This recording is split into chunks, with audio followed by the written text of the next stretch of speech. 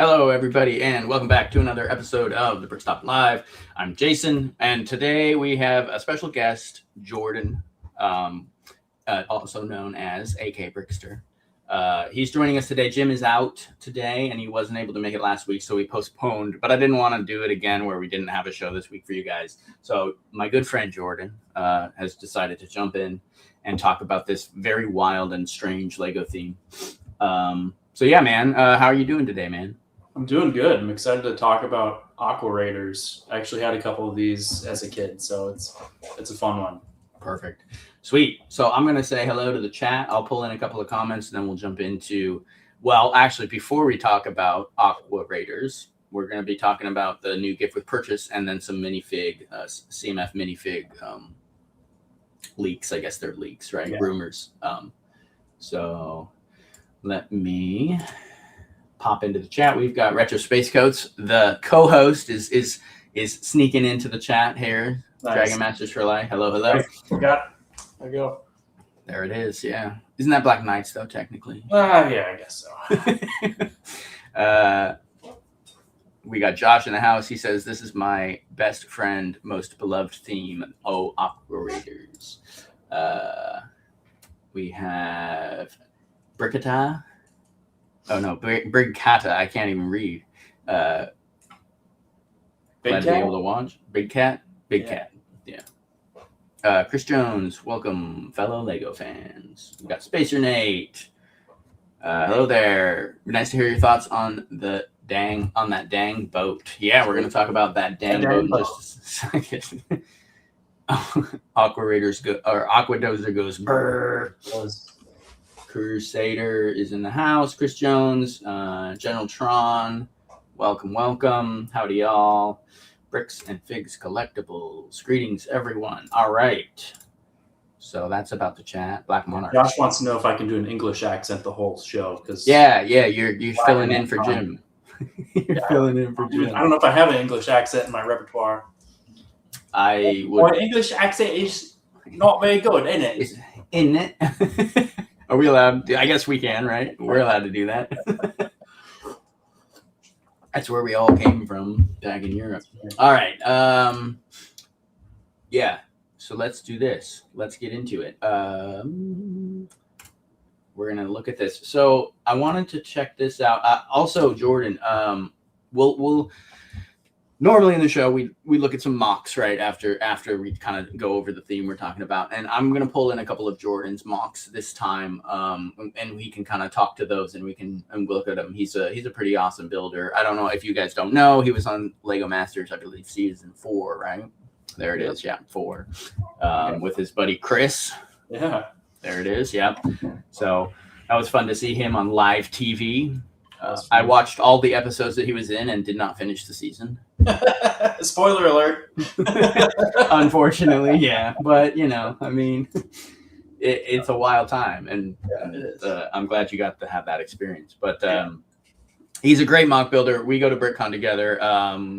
Off and on, we've run into each other there and just done Lego stuff. So he's got some really cool mocks. One in particular I really like that he's posted recently on Instagram. So we'll take a look at those. They are not in theme. They are castle mocks, but that's kind of in theme for everything that we really care about. So yeah. We would just do a castle live stream every week if we could, if we just had more castle content to talk about. It is true, yeah. Cough, hint Lego cough. Yeah. Well, and so here's that actually leads exactly into what we're talking about here. This is what Lego does to bring back Castle is these little paywall gift with purchases. So I haven't really heard your take on this one, Jordan. I've heard a few other people's takes on it. I want to hear you from the top. Like, what do you think about Sea Serpent gift with purchase? I generally like it. Yeah. It does pull the nostalgia heartstrings for sure. This is one that I don't think I had, but one of my good buddies had when I was a kid, and I would play with it when I would go over to his house. Okay. Right in my peak, castle era as a kid. So this one checks some boxes for that. I was a little disappointed that they just reused the same torso from, I think, the Griffin Knights. Yeah, switch the arms to blue, but other than that, or dark blue, which isn't Dark blue, really yeah. on. Looks like they've got gold gloves, which is interesting. Mm.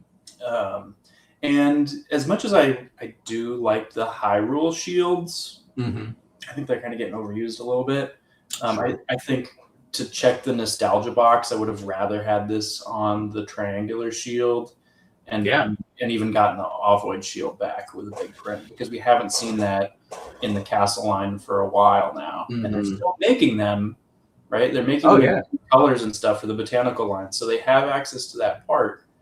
I think it would have been great to get a printed flag, an ovoid shield, and a triangular shield, although I'm sure that there will be a lot of people who appreciate having another version of the Hyrule shields with a new print. Yeah. Yeah. No, I'm with you there for sure. Yeah, it's interesting because what is it? The last, I feel like the last castle shield we got on those ovoid or whatever, the tall ones are, what was it? The lion one from the... Like the crown lions, maybe.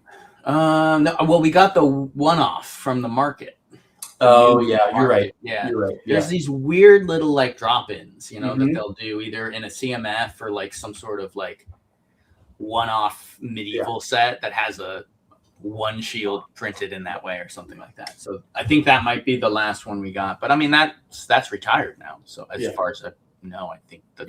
I didn't think about it till just looking at this a little closer. It would have been great if they brought back dragon plumes on this one too, because those were on the bow of the old one. Yeah. I mean, the wish list is getting pretty long here for wouldn't it be nice? But and also, this is the price point for this is $180 to get this. Yeah. So you're pushing 200. I've got a Bricklink cart, or a pick a brick cart standing by. Ready to go. I will be getting this one. But at $180, it would have been nice if we'd gotten a rival knight in here as well. The old Black Falcon. The original set came with 5 minifigures. And and you didn't have to pay $180 to get it. Yeah. It was just what is it? What was that? $7.50 or $12 or something? Definitely $15 or less. Yeah. $20 tops. But I mean, they're making Black Falcons right now, so they could have easily thrown one in. That's true. That was another one that would have been nice. But otherwise, I mean, it's a cool set. I mean, the build is kind of fun. I like the design for using the snotted tiles to make the crenellations. Basically, that's kind of a cool workaround. The cloth sail printed, I think, is cool. I think that's where the budget went. And I think that out of anything else they could have done, I do feel like that might have been the move for them.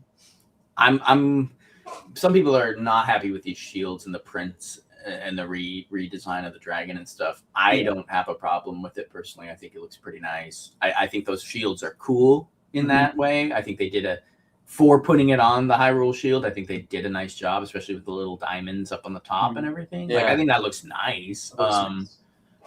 What do you think of the color swap with the gold wings and the red background on the original?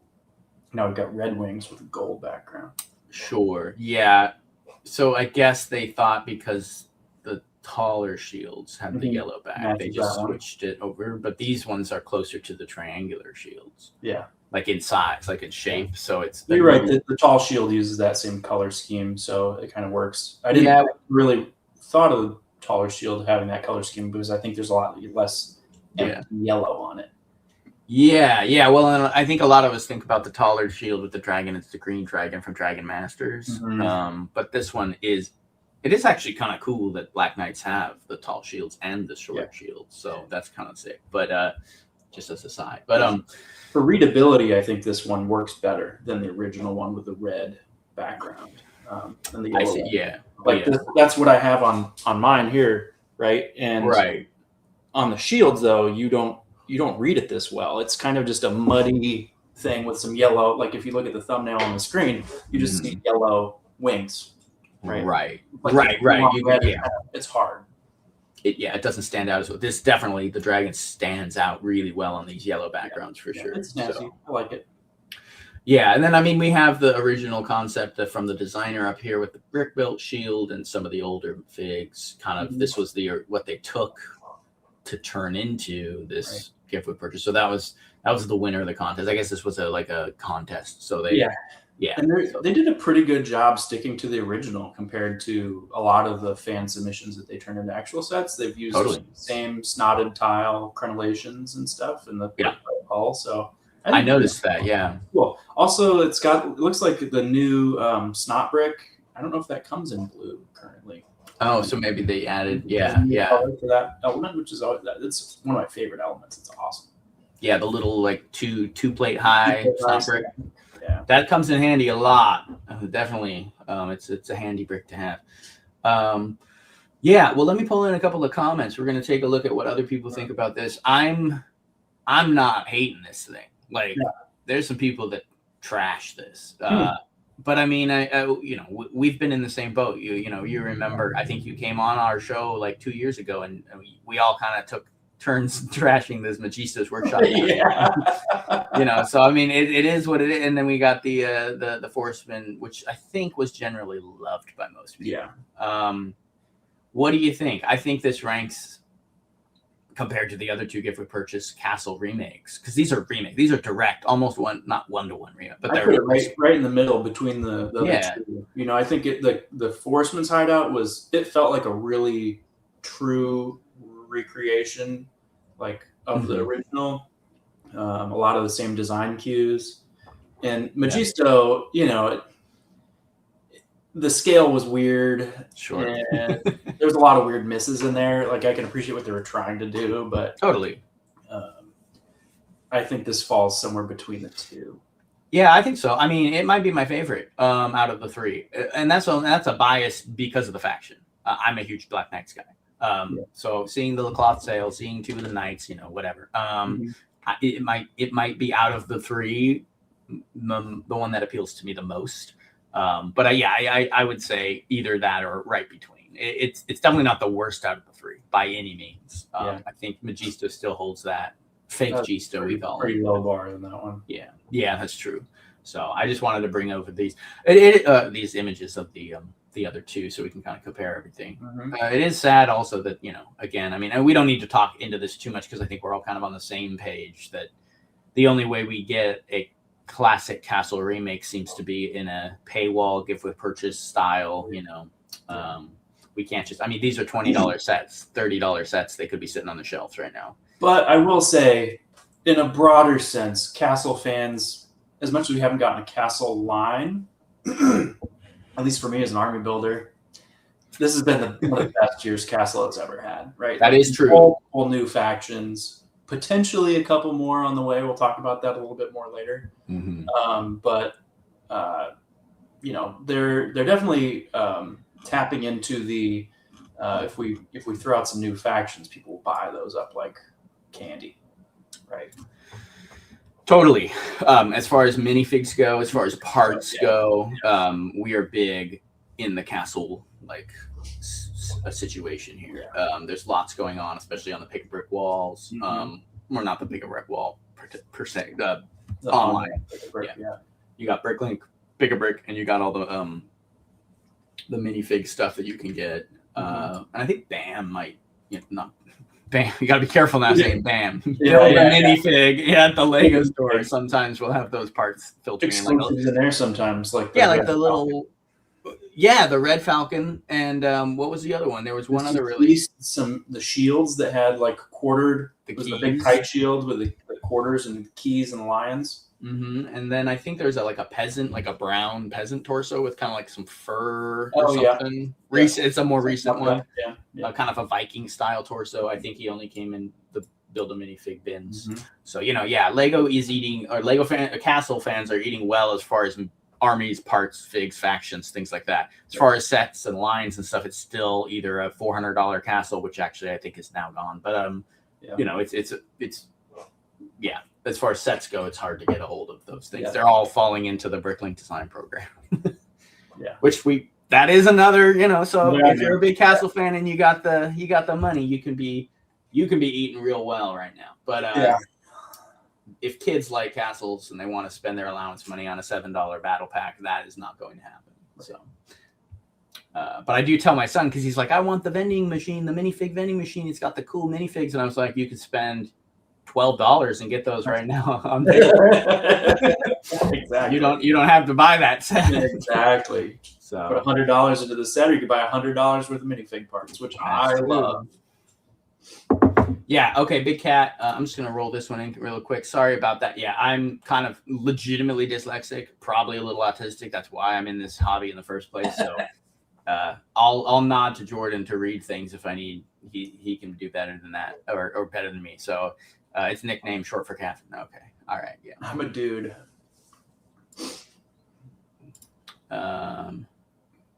Oh, I'm a dude. Okay. Yeah, at the end there. I was like, yeah, we know Jordan. All right. Jonatron is a nice representation of a medieval German cog. I like that. Yeah. Yeah, for sure. Let's see. I want to pull in a couple of thoughts on here. Now, I was listening to all the stuff you were saying, so I wasn't reading the comments because I get distracted.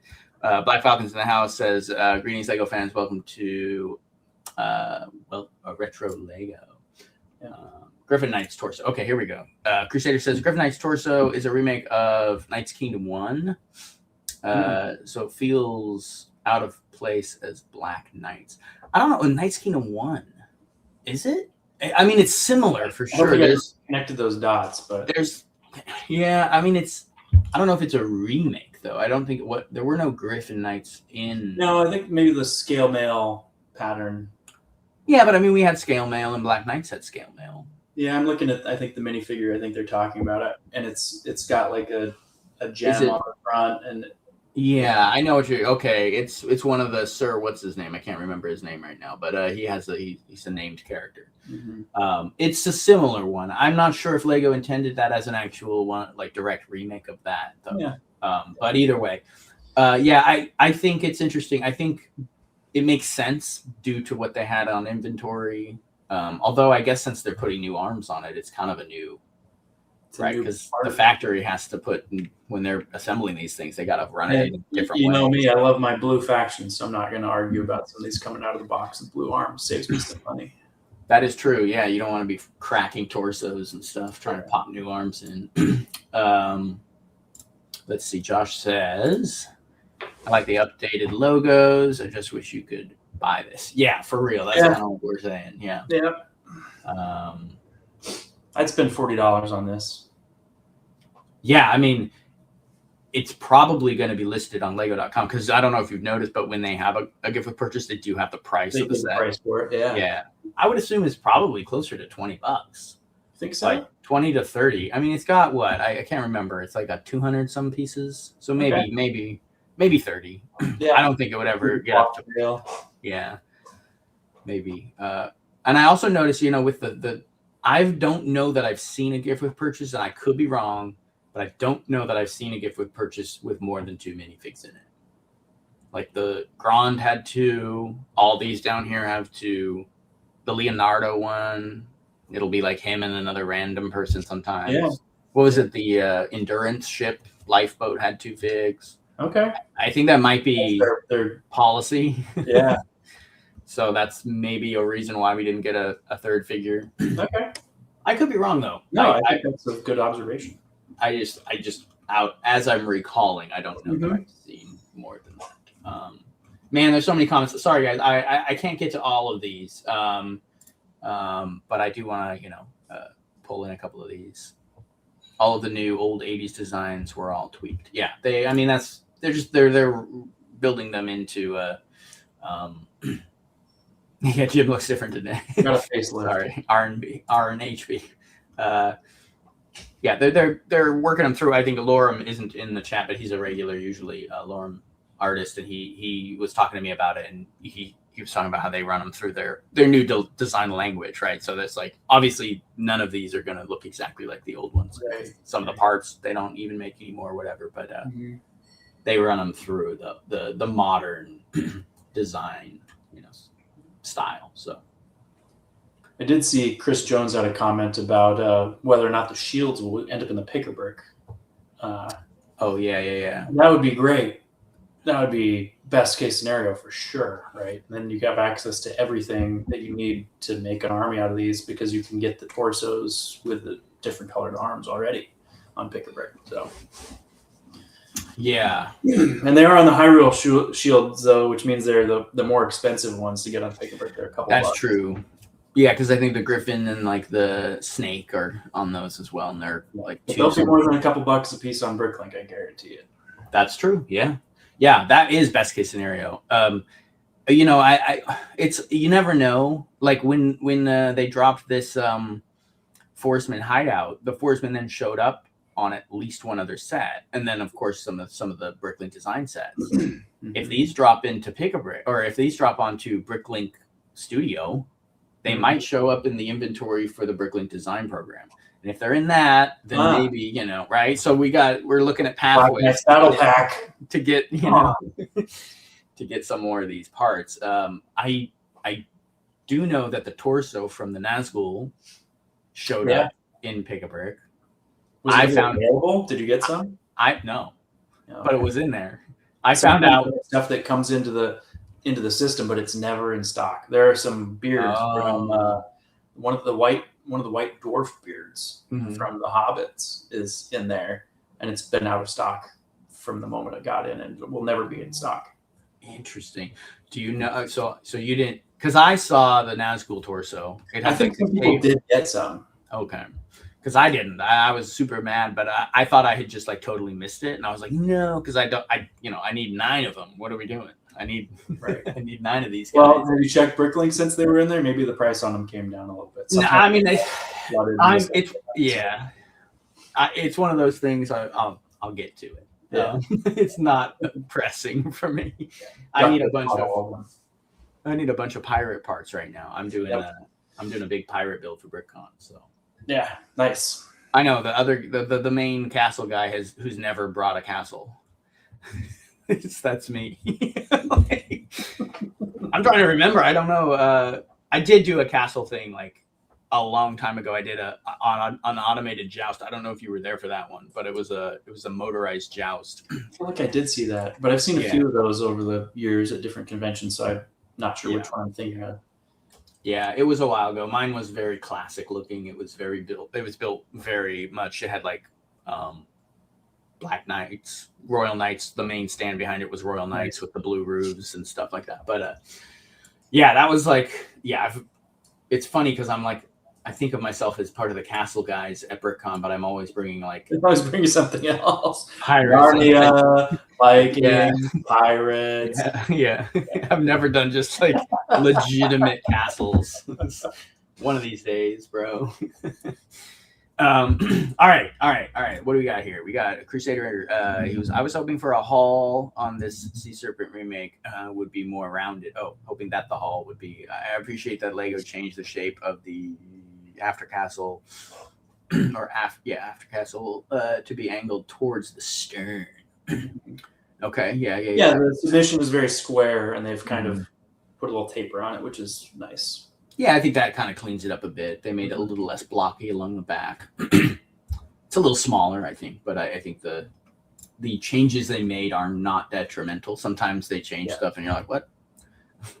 But it seems like that worked out okay. So we got some more people in the chat. Lorem's got in here. Here we go. There you go. He's here. K2 Films. We got a guest today. We do. His name is Jordan. For anyone who hasn't realized that yet, Jordan Perry. He was a contestant on the Lego Master Season 4. He's a friend of mine. We've known each other way back now at this point. We've gone to BrickCon together here in Seattle and Bellevue. And Jim was not able to make it today, so I rang up an old friend, and we were making it happen. And I'm on paternity leave, so I got time. Boom. Benefits of living in Washington State. Yeah. Best thing about 6057 were the Black Falcons, and they're missing in the remake. Oh, right. I don't know if they're the best part. The Black Falcon guy. I mean, I love Black Falcons, but I don't know if they were the highlight of that one.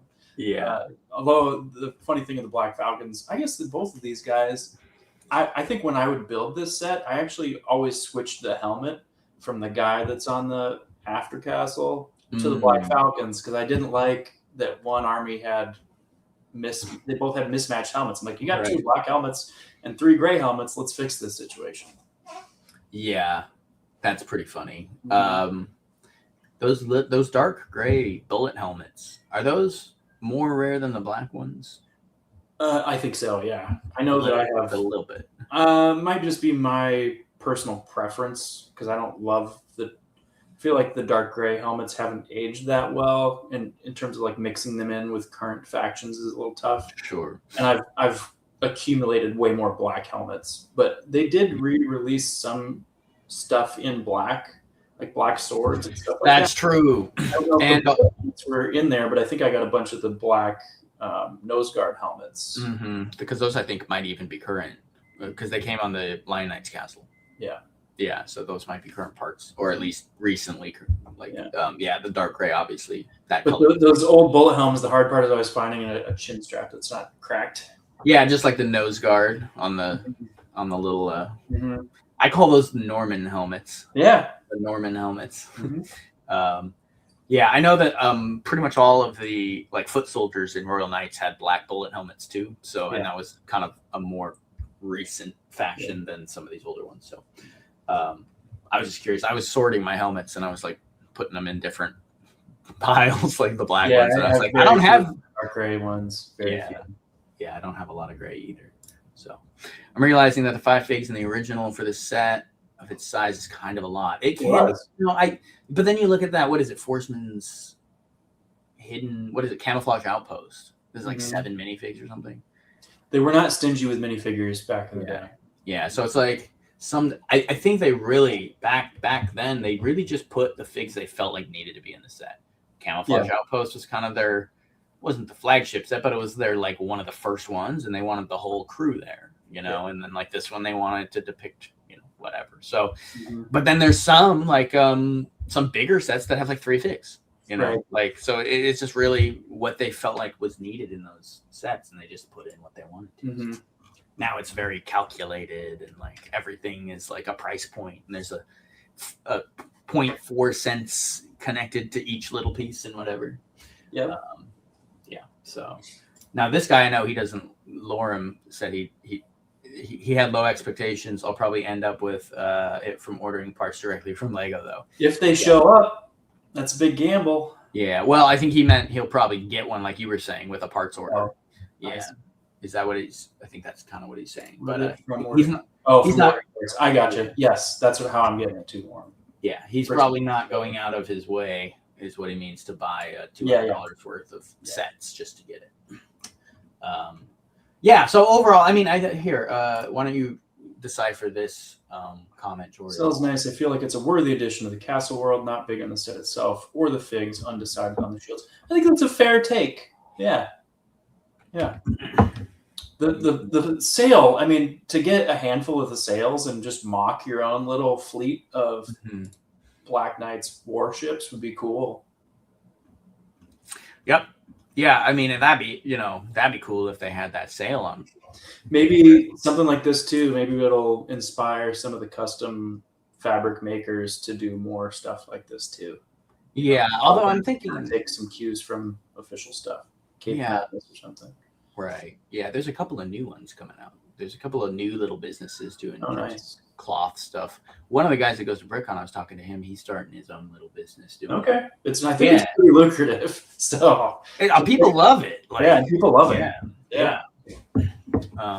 So, all right. Well, I think that's it. Yeah, my take is like I like it. I think they did a good job. I was surprised we got like a cloth sail, considering even the original design for it up here is a brick built sail with maybe a print or a sticker. Like, I mean, I don't think you could look at this and say they skimped out really. I think what you could say, like you said, the list gets a little longer, maybe another minifig, the dragon plumes were missing a printed flag. If they really wanted to like show all the love, they could have given us this and then a sticker sheet with a sticker flag for the back, because like I know people don't like stickers. I don't either, but like heck, I would have taken a sticker back flag over the gold one. Yeah, exactly. So it's like, what would be, maybe a cheaper option, Mhm. would have been a sticker instead of another printed flag I or think something like that. just the torsos being a reissue from something they already had makes it feel a little bit like a Bricklink Designer Program set. Like that's the one. Yeah, If these had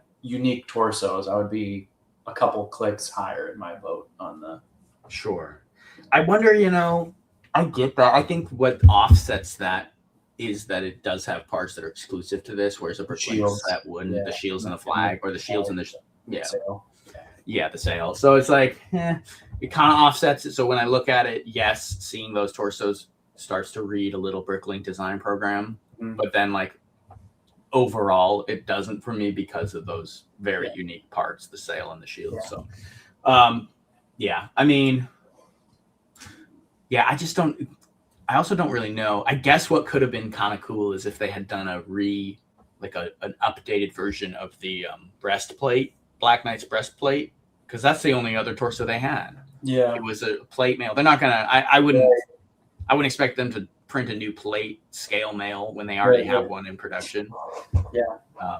So because Black Knights, these guys that were in the ship though had the scale mail, so they're kind of stuck there with that. But yeah, Lauren says that the updated aesthetic doesn't really work, and I kind of agree. Like it looks a little off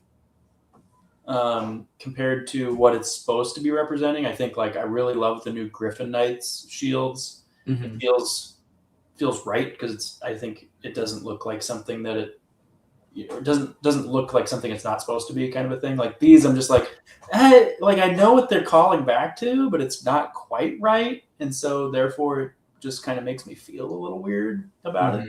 Way. I'm gonna pick one up.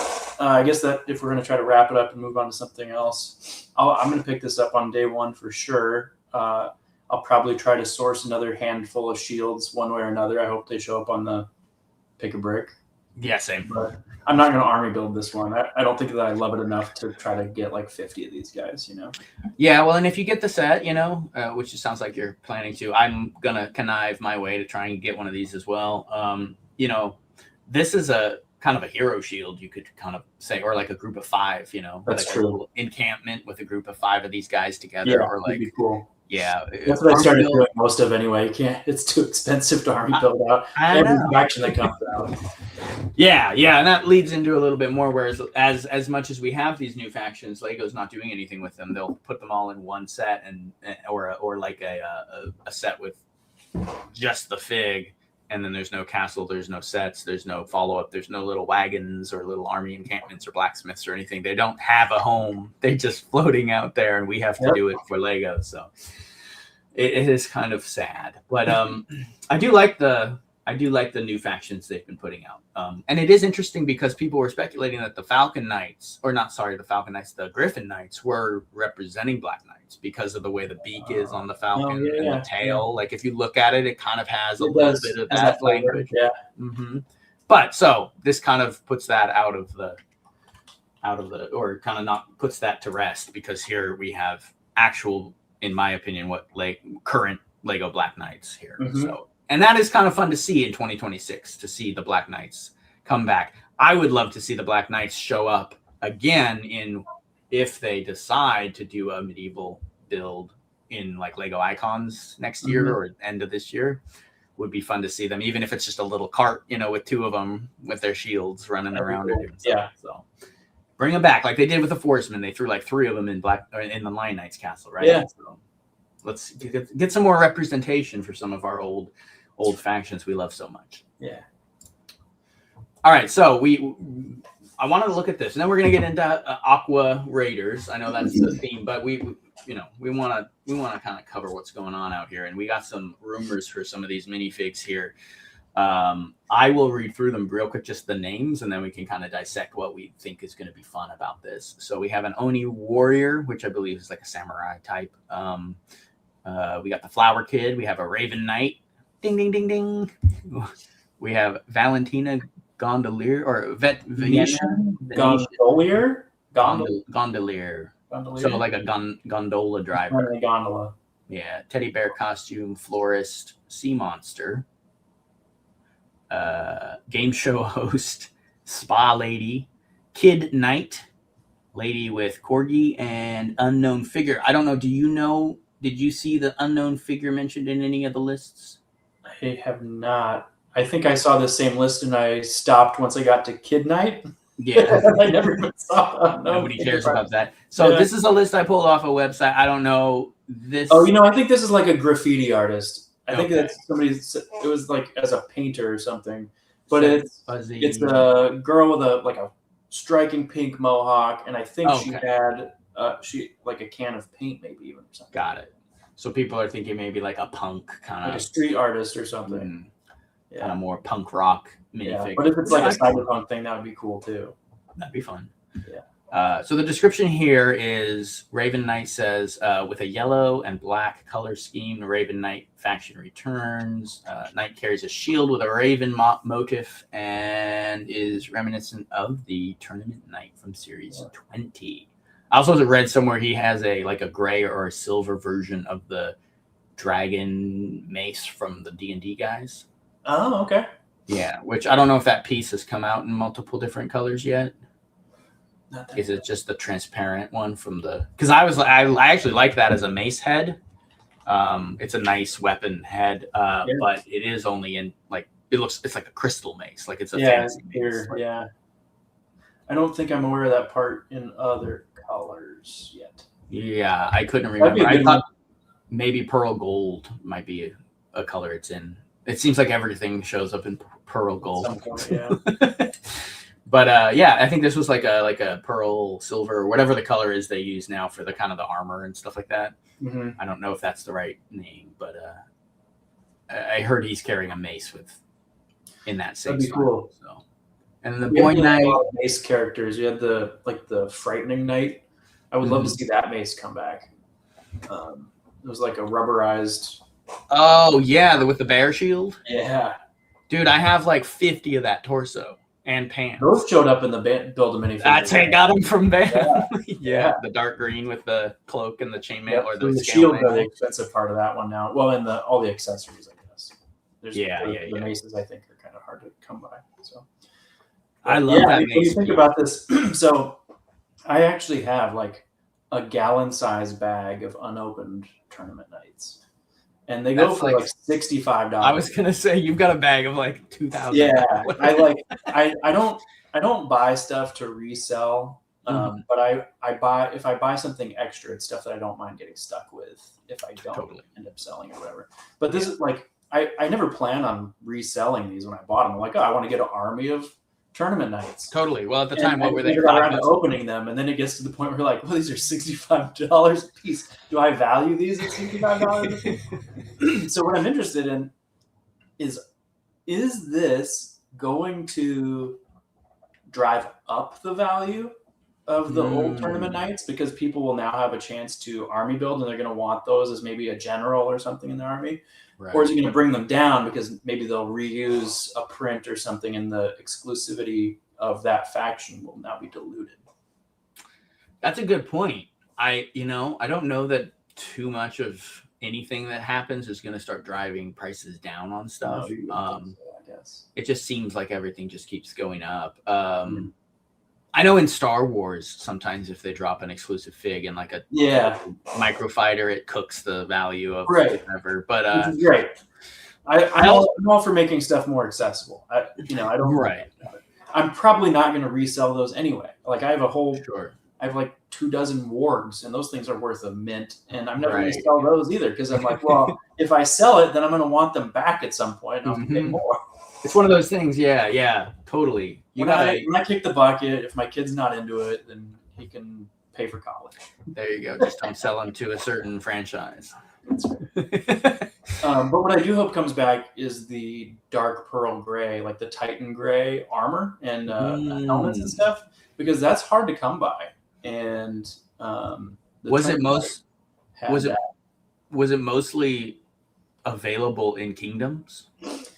The dark green dragon.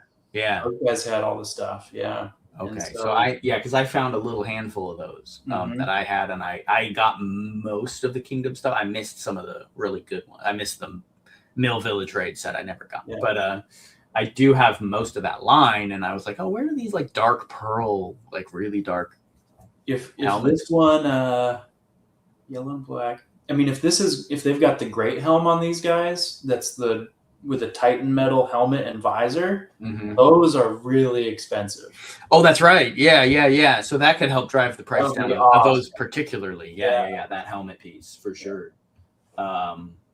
Yeah. And you kind of feel like that's the direction they have to go with this. Maybe even with like a printed breastplate would be sweet. You always breastplate in a while. That's true. Yeah. I'm trying to think now. Maybe the chat can help out. I'm thinking of like the Boar Knight had the printed kind of spiky pattern. Yeah. I don't remember. I think the Ghost Knight did from Fright Nights. Yep. Yeah, it was kind of like a funny rust print on it. Did you know that was a female? If you look at it again, she's got lips and stuff. Yeah. Okay. Yeah. It's a she. So they've done it in the CMS before, and I think in order to supplement the knight they've already got, they have to do something a little bit more different. So you could either go a little bit more generic foot soldier with maybe like the Norse helm or a bullet helm, or you could go the other way and make it into like a champion great knight. Which is normally, it seems like what they lean towards when you're doing a CMF. It's usually a champion style figure. It seems like I don't know, because they're kind of almost like the entire CMF line kind of feels like a hero line, right? Yeah, like for sure. Each time it's like the quintessential whatever character of that theme. So like the Monster Hunter in the last one, she's clearly the hero. So I see that leaning that way. I would love to see more generic, little guys, and I guess they did that with like Rome, right? So they had centurions and like foot soldiers and stuff like that. That's cool to see. So seeing, I'm excited for this one for sure. Saving my allowance. Yeah, same. Yeah, Raven Knight, excited for this. And now you can just scan the boxes, so it's going to be so easy to find them, which is a benefit and a curse, because now everybody can find them quickly. I was going to say, it'll be easy. Those of us with the skilled fingers. It will, yeah, exactly. Part of me misses the days, trying to find the I spent years honing this skill that's completely illiterate, right? Totally unapplicable now. Yeah, it's useless now. Well, I guess unless you find, the old bags, but you can kind of feel them. I still have to use the skills to decipher what I have currently. Right. Yeah, what is box? I'm like, what is this? I didn't label this bag. I'm always pulling some random CMF out and being like, who is this? And why didn't I open it? There was a reason why I thought it might be a good idea not to open this one. Yeah, exactly. The only other thing I would say, and this kind of falls into my stuff because I've got some sealed vintage stuff as well, and it's like, do I just sell it or do I open it? And normally I lean to open it, build it, play with it, use it for something. Yeah. The only time I'm not necessarily is like, okay, well, if you do have like $400 worth of tournament nights, maybe that is something where you kind of sell half of them to then pick up something else you want, right? Instead of that. But if you have those and you are at some point planning to garrison a little keep or fort somewhere in your builds, I would just hang on to them and use them personally. Yeah. So I'm not in it to like, I'm not in this to be like put them all in a glass case collector stuff. Like I want to use them in mocks and stuff for sure. Yeah. So I like that kind of mentality. And then we have the Kid Knight, says the boy in armor with a squirrel shield. It's a humorous touch. Also comes with a little squirrel. So could be cool if we get a squirrel in a different color. Oh, that'd be cool. Yeah, and then what color would that even be?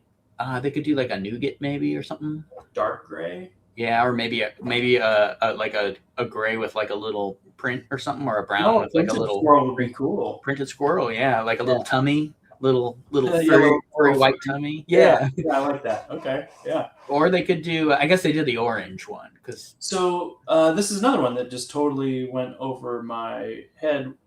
The girl knight, hobby horse knight, she had printed armor as well. Oh yeah, that might be the last printed armor piece. So maybe we're gonna get one for the squirrel kid, a little printed squirrel armor.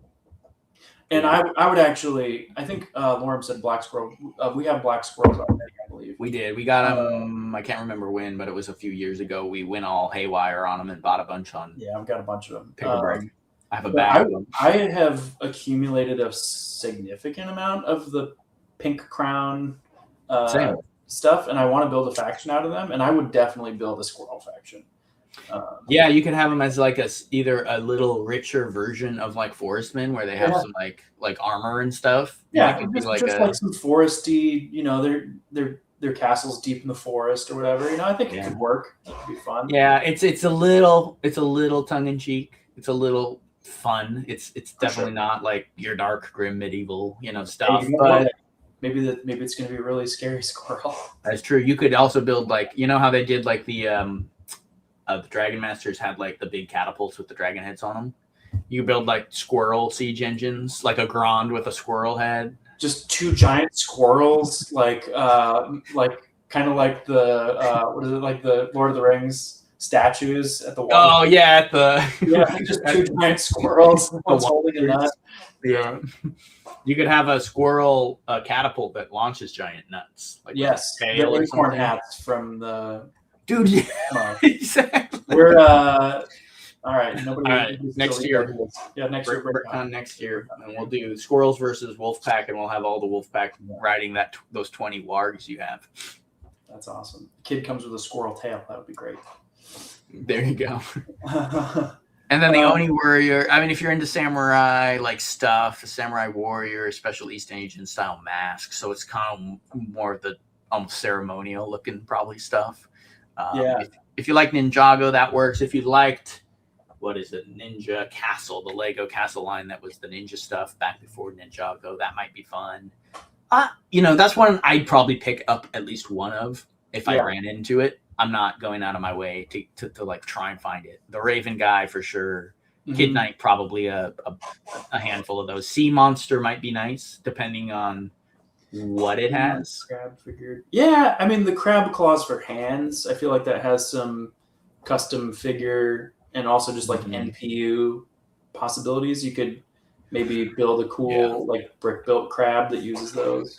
Totally, yeah. I mean, that's kind of one where it's like in the spirit of like the cons, like BrickCon and the Lego conventions. Mm-hmm. Sometimes, you know, if you have like a pirate world and there's like 6 or 7 crab guys coming out of the water, and grab some person on the beach, or like they're fighting them in the background or something, you know, or even in Castle, you could pull that out with like maybe a big crab riding a crab or something. Like you could do whatever. These CMFs, one thing I've always loved about CMFs, and I think you and I have sat and talked extensively, kind of like what we're doing right now, is the possibilities for mocks based on a CMF. Like this might be one of the last remaining like strongholds of like Lego's creativity pumped out into the community. Yeah. It's creator and these CMFs, in my opinion, that really still spark the imagination. You know, I love seeing the habitats people build for these little. That's true. Yeah. Each one has their own like little, habit. Exactly. Then the habitat. Take the minifigure as an inspiration to build a little scene for them. If you go back to the Oni warrior, if you are familiar with Ninjago, they put out a couple of pretty cool like monster warriors, and they are very expensive. I'm sad I didn't get one of them, but like. There's one of them there. I've just looked. There's only 3 of them on BrickLink, 3 sellers, and they're going for $40 a piece. Are those the Oni guys or the Oni guys? Warriors? It's like a purple guy. Interesting. And there's an Oni general as well. Okay. And he's I got one of the sets. It was like a red looking fort, and the whole thing could like shift, the roof would pop out and everything, and it came with 3 of the Oni masks like the big these have like a different mask that is actually really like wicked looking. Cool. And I will have to send you a link to it. I have some of the other ones that are like the whole helmet, like visor type ones. That's what I was thinking. Yeah. No, there's actually like a different one that's it goes over the neck, and then you put the head on like a beard. Oh, okay. And the mask comes around the front, and it has like teeth and some big horns built into it. And it's in like metallic silver. It's pretty cool. Okay. Yeah. Well, you know, I don't know what this could be, but this one says it wears samurai armor, and so it's going to be a little bit more. This one historically. I think that's what. It's probably leaning more towards the historical thing, which I like. I'd like the lack of that in general in Lego is kind of sad, you know. So seeing it come into the CMFs and being somewhat historically, I don't need it to be historically accurate, but leaning towards obviously based on history as opposed to fantasy is sometimes nice to see that too. Yeah. Speaking of which, I mean, we can talk about this at another time too. We're almost an hour in. We haven't even looked at the. We need to look at the theme. We'll jump into AquaRaiders right after this message. No, I'm just kidding. But the moon gazing Chinese temple or whatever. Have you seen that set? It's like a new set. It's like feudal China. It's like China. Yeah, that is awesome. I absolutely love it looks cool. Yeah, it's a cool set, and it also like it's like historically like supposed to be. It's not really part of a theme. It might become part of a theme, but it's not part of Monkey Kid. It's its own standalone thing. It's ancient. Medieval market village, but for China. Yeah, dude, it's cool. So I'm happy to see that, and I want to see more of that kind of stuff. So this little samurai warrior. I mean, I guess that's Japan, but you know what I mean. Like getting more of those cultures and stuff in however we can get them. I think for sure. So, all right, I'm going to pull a couple of comments in, and we'll jump into the actual topic of today. I mean, this was the topic too, so I wanted to talk about this stuff. Let's see. There was one I wanted to highlight here. Well, let's see. We say James Westman is in, and it's good to see you. He used to jump into most of our lives back in the day, so it's good to have him in the chat. Crab Guy would work great with the Atlantis theme. Yeah, that's right. Or Davy Jones, a member of Davy Jones' crew. Good call there for sure. I think I have the entire Atlantis lineup of sets, and it's pretty cool. I actually really enjoyed getting into those. Of course, I got them all aftermarket back once they were all discontinued. I'm like, what is this? When it came out, I was like, it's whatever. Now I had to go back and find them all. But let's see. Squirrel Knight says, Josh, watch the Squirrel Knight. Gonna be the true ones. Yeah, there's gonna be piles of the Raven Knight just laying around. All the Squirrel Knights will be gone. Lorem says, I'm done chasing figures. I'll just print them. Yes. He is working on getting some cool prints together. Print some extra ones for me. Have you seen have you seen his Wolftron guys? I don't think so. He's on Instagram. He did some, we'll do a shout out for Lorem artist. He did a pretty cool like space version of Wolfpack. They look classic. He's got like the classic little like divided torso with the wolf thing on it. They're on like brown torsos, but he's got like four different prints for Wolftron. So it's a fun little faction he created, and he's been doing his own stuff. So let's see. K2 Film says, for some reason I just don't get Black Knight. Oh, Black Knight's vibes for the set and fig sales only. Things that tell you it's a Black Knight. Sorry, that was back on the ship. That was a little back. I went too far back there. But that is a good point too. Yeah, I mean, I love them. Black Knights are the best. I think that's part of the reason I love them, because they didn't need, you can just kind of build them because they don't have those like specific torsos and all these specific little things. I mean, they got the shields and stuff, but like, yeah, the flags and shields and things. I don't know. It just felt like it really fit Castle, classic Castle. New factions are always welcome, says Laura. Oh, I see the space wolf pack. Those are cool.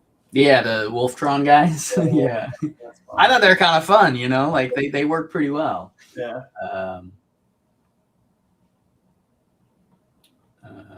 Yeah. Josh says, I would buy those Wolfpack Space CMF. There you go. Hey, that'd be kind of fun.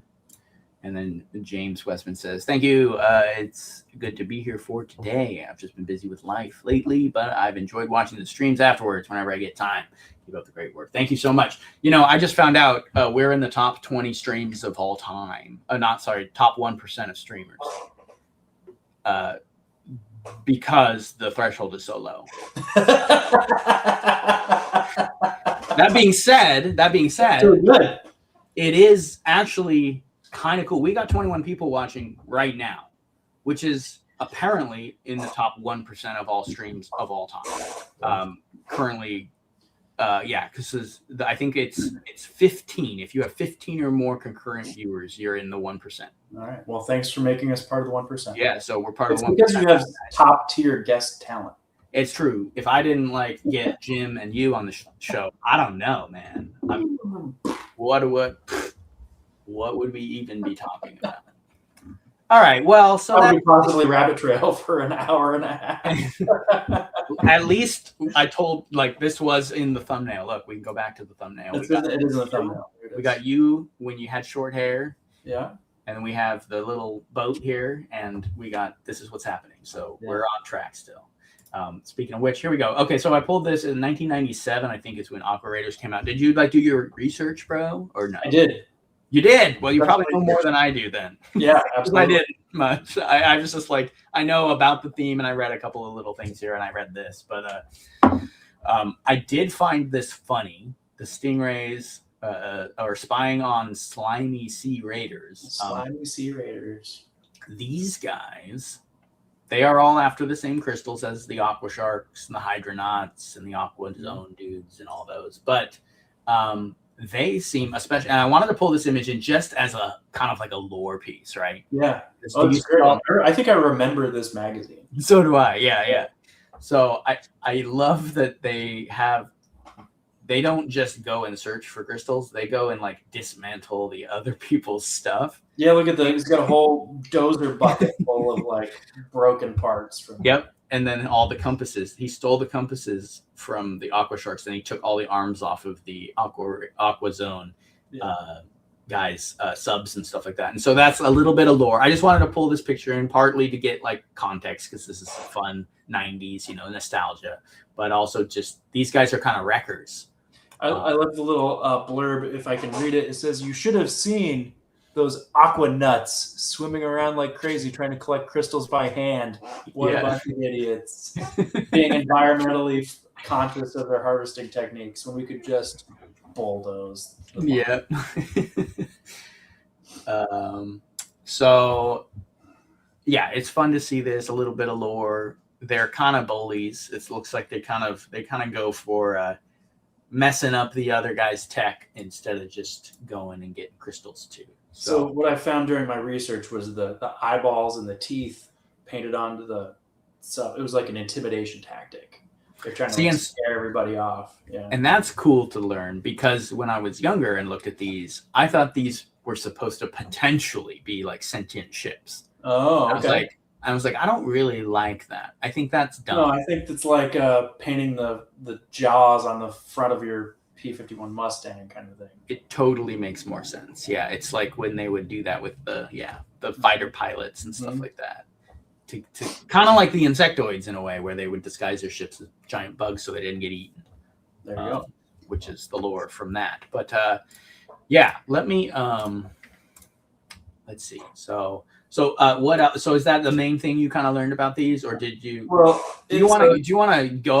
I'll go into it. Yeah, it's also a 1 year theme, right? And it comes There's actually two different AquaRaiders themes. There's a different one in 2007, which is totally unrelated to this. 100%. It's closer to divers. Yeah. But this one kind of comes in. They're sort of like the corporate raiders of the Aqua Zone theme. Mm-hmm. They're not really opposed to another faction directly. They're just kind of in there to make a mess of everything, bulldoze the bottom of the ocean, and take all the crystals, right?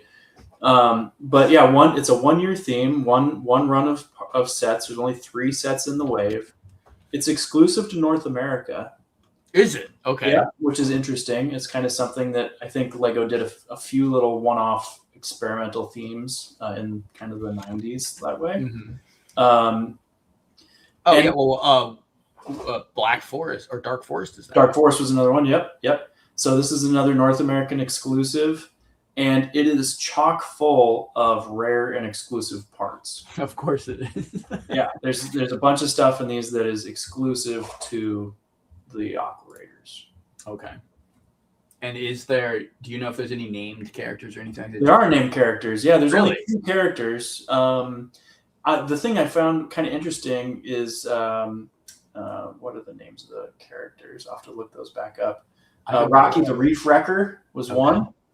And then there's like Captain somebody is the other one. Okay. The funny Rocky the Reef Wrecker actually uses the same head as one of the Aqua Sharks. Okay, yeah. The community kind of wonders if he like defected and maybe went, he just kind of took a bigger paycheck. I mean, the Aqua Sharks are already kind of nasty dudes, so is he going to have any scruples about eco damaging the ocean floor? None of these guys are. They're probably in league with Octan. Mm-hmm. And the head of the other guy, the Captain Claw, for lack of a better name, until I look it up. He uses the same head as one of the Explorians. Oh, okay. Yeah, so there's no exclusive head prints in here. That's pretty standard for some, especially like a sub theme. Because if anything's a sub theme, this is a sub theme, right? Yes. Like this is a sub theme of AquaZone. They even use AquaZone and AquaRaiders interchangeably in some of the marketing and stuff like that. Yeah, it's part of AquaZone for sure. Yeah. So, and you're right. This is almost like if Aqua Sharks had like a second wave, because these guys are, they're more creature oriented as far as the design of the ships. And they're definitely, I would think they're the bad guys, but it sounds like they're their own faction that are opposed to both Sharks. And they're in it for the money.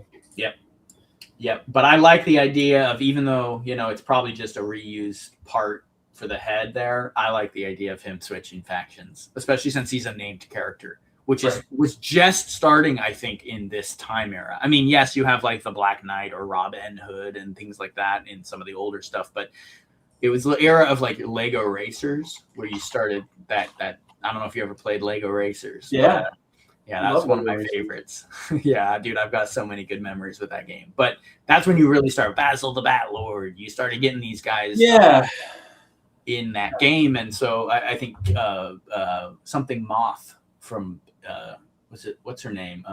Gypsy Moth is a Lego character from she's the queen of the insectoids. Like so you get all these cool like kind of named characters, and then it goes way too far and you get Knight's Kingdom too. But you got to find some balance here. Yeah. So the one in the book is Scavenger Sam, and then Rocky the Reef Wrecker. Honestly, kind of like both of those a lot. Scavenger Sam. Yeah. And this is 1997. Where does Johnny Thunder land? Right in this. That's what I was thinking. Scavenger Sam sounds like a Johnny Thunder-esque character name. Totally. Sinister Sam. Yeah, Sam Sinister. Sam Sinister. Yeah. He's the lore around. I'm still kind of lost on some of the Johnny Thunder lore and like how it ties in. There's some crazy like 2-hour YouTube videos about going into characters and like identity theft and murder and like all this stuff going on in the Johnny Thunder villain line. It's pretty fascinating actually, and some of it's definitely just made up because Lego didn't think that hard about it.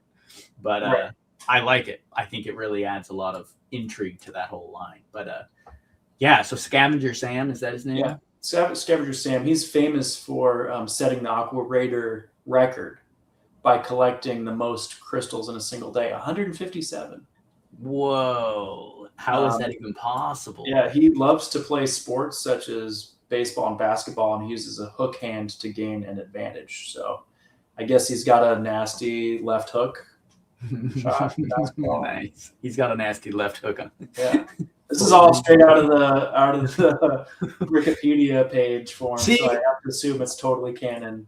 To be fair, Wikipedia is actually pretty close on with most of the stuff, so they're pretty accurate from what I've gathered.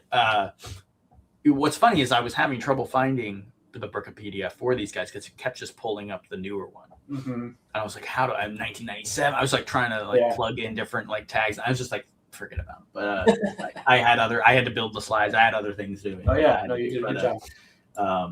But yeah, dude, that's cool. I'm glad you pulled that up. So is this the Reef Wrecker guy in this set, or is this Scavenger Sam? This is Scavenger Sam. You can see his hook hand just through the windshield there. Okay, cool. Yeah. All right, so we're getting into the sets now too. I think we got some nice little bit of lore there from you, and I appreciate that. That's awesome. You said you had a couple of these as a kid. Yeah, I think I had maybe this little one. I've been to BrickCon. You might remember. I think somebody did a huge Aqua Zone display, and they had a whole bunch of mocks that were included the AquaRaiders. I got a long video on my Instagram. If you scroll down like 2 years ago, you'll get to actually see a full edited video of that, because that was my favorite thing. It was really good. Yeah. So this one is fun because it does have the exclusive canopy with the sticker eyes on it. Those are exclusive, and the neon green. And all of the octagonal parts that kind of make the arms and stuff on these ships, these are all exclusive to the theme. They never made those in green again. And the propeller guard on the back in green is also exclusive. So yeah, so they're just chock full, the whole thing. And one of the really fun ones that I didn't realize, I think if you'd asked me if these showed up anywhere else, I would have been able to tell you no offhand. But this has a neon green chainsaw in the back as well. I was just going to... Exclusive to this set. Oh, just this set? Just this set. Oh, I thought it came on more of the other sets. At least according to the research I did this morning, it is exclusive to this set. And that's the only time. I have one. I think I have this set. So I think I have one. That's probably where you got it. I had no idea. I knew the chainsaw. The worst thing about researching this stuff is when you hear it's all exclusive, it makes you want to run to Bricklink immediately and like start buying them. And find out what's there. I need to go get one of these. I want, so I do, I believe I have this. I might have the whole line, but I may be missing the big one, which is unfortunate. The big one I think is the worst design set, but it's also the one with all the parts. So it's funny they use the computer from the Spirus or Spirius space theme on this one. It looks like that little display that's up on the top. And so this is, again, this kind of plays into either reusing parts, which is what I do when I build sometimes new factions that are coded as these older themes, but I want to, bring in new stuff or expand things and pull parts from other themes. Or, you could bring in lore and say they stole Spirius tech, or used it, or maybe they're related somehow. So, it depends on which direction you want to go. But they definitely have it, both the small tile and the large tile. And then I think they have the printed slope too, which shows up in a lot of different stuff. So, and of course you got chrome stuff in here. Right? The chrome harpoon and the chrome crystals, which were always super cool. Yeah, and I think they got the chrome knives as well. Yeah. So, Jim said, or Chris Jones says, Jason, can you please make a playlist so the episodes play one after the other? I can do that. Yes, that would be very easy for me to do. I guess I didn't think anyone would want to sit more than one episode at a time. But yeah, man, I appreciate that. I appreciate you guys watching back. So I can do that. Let's see. He's also going to make a playlist where all the ones where I'm a featured guest. Yeah, we'll just do the AK Brickster playlist. AK famous, famous Lego Masters guest episodes. As of now, on this particular show, this is the only episode, but I do have on Andrew when we did our Let's Talk About Lego series. I think you came on at least twice. Yeah, maybe more than that. You were a couple kind of popping in it. Yeah. Love this image of the Aqua Dozer hauling away the Aquanauts. Yeah, that was the one we just looked at. Sorry, I'm a little back on the comments. This one here, yeah, he's got all their arms. Yeah, he's wrecked them.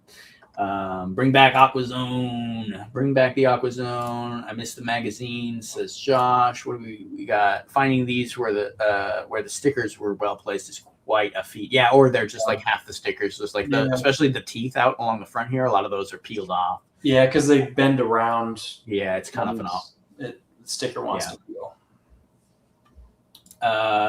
Chris Jones says that's why. That explains why I never saw them in England, because they are a U.S. exclusive.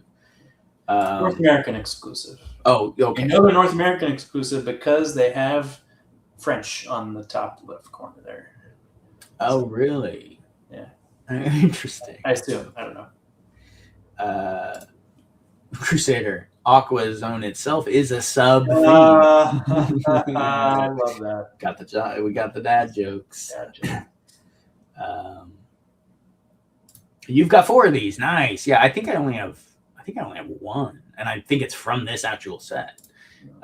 These weren't that expensive about 10 years ago. Like you could buy these on eBay with like the boxes for like $40-$50. Like they maybe less. They were not expensive. I'm sure they're probably a little bit more now with the boom in popularity of Lego in general.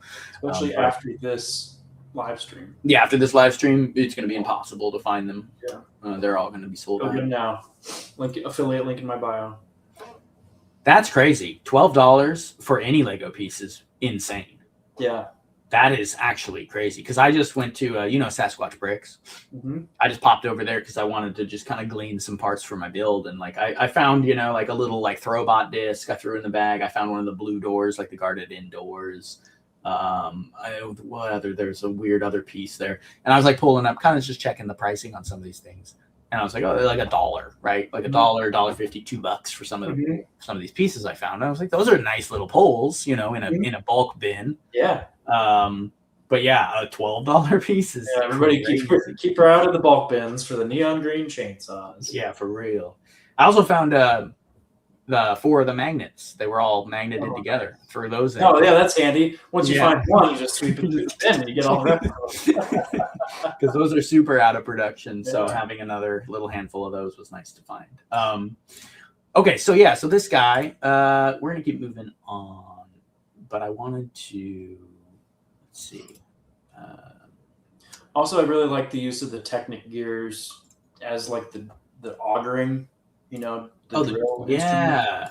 I was gonna. One is it's kind of an attempt to make a drill with a harpoon, and then the other one is just like an auger. Yeah, it's just like a forward-facing teeth. Like I like that they use the beveled gear to get those. Like right, it feels like if you drove that into the cliff, it would hog out some material.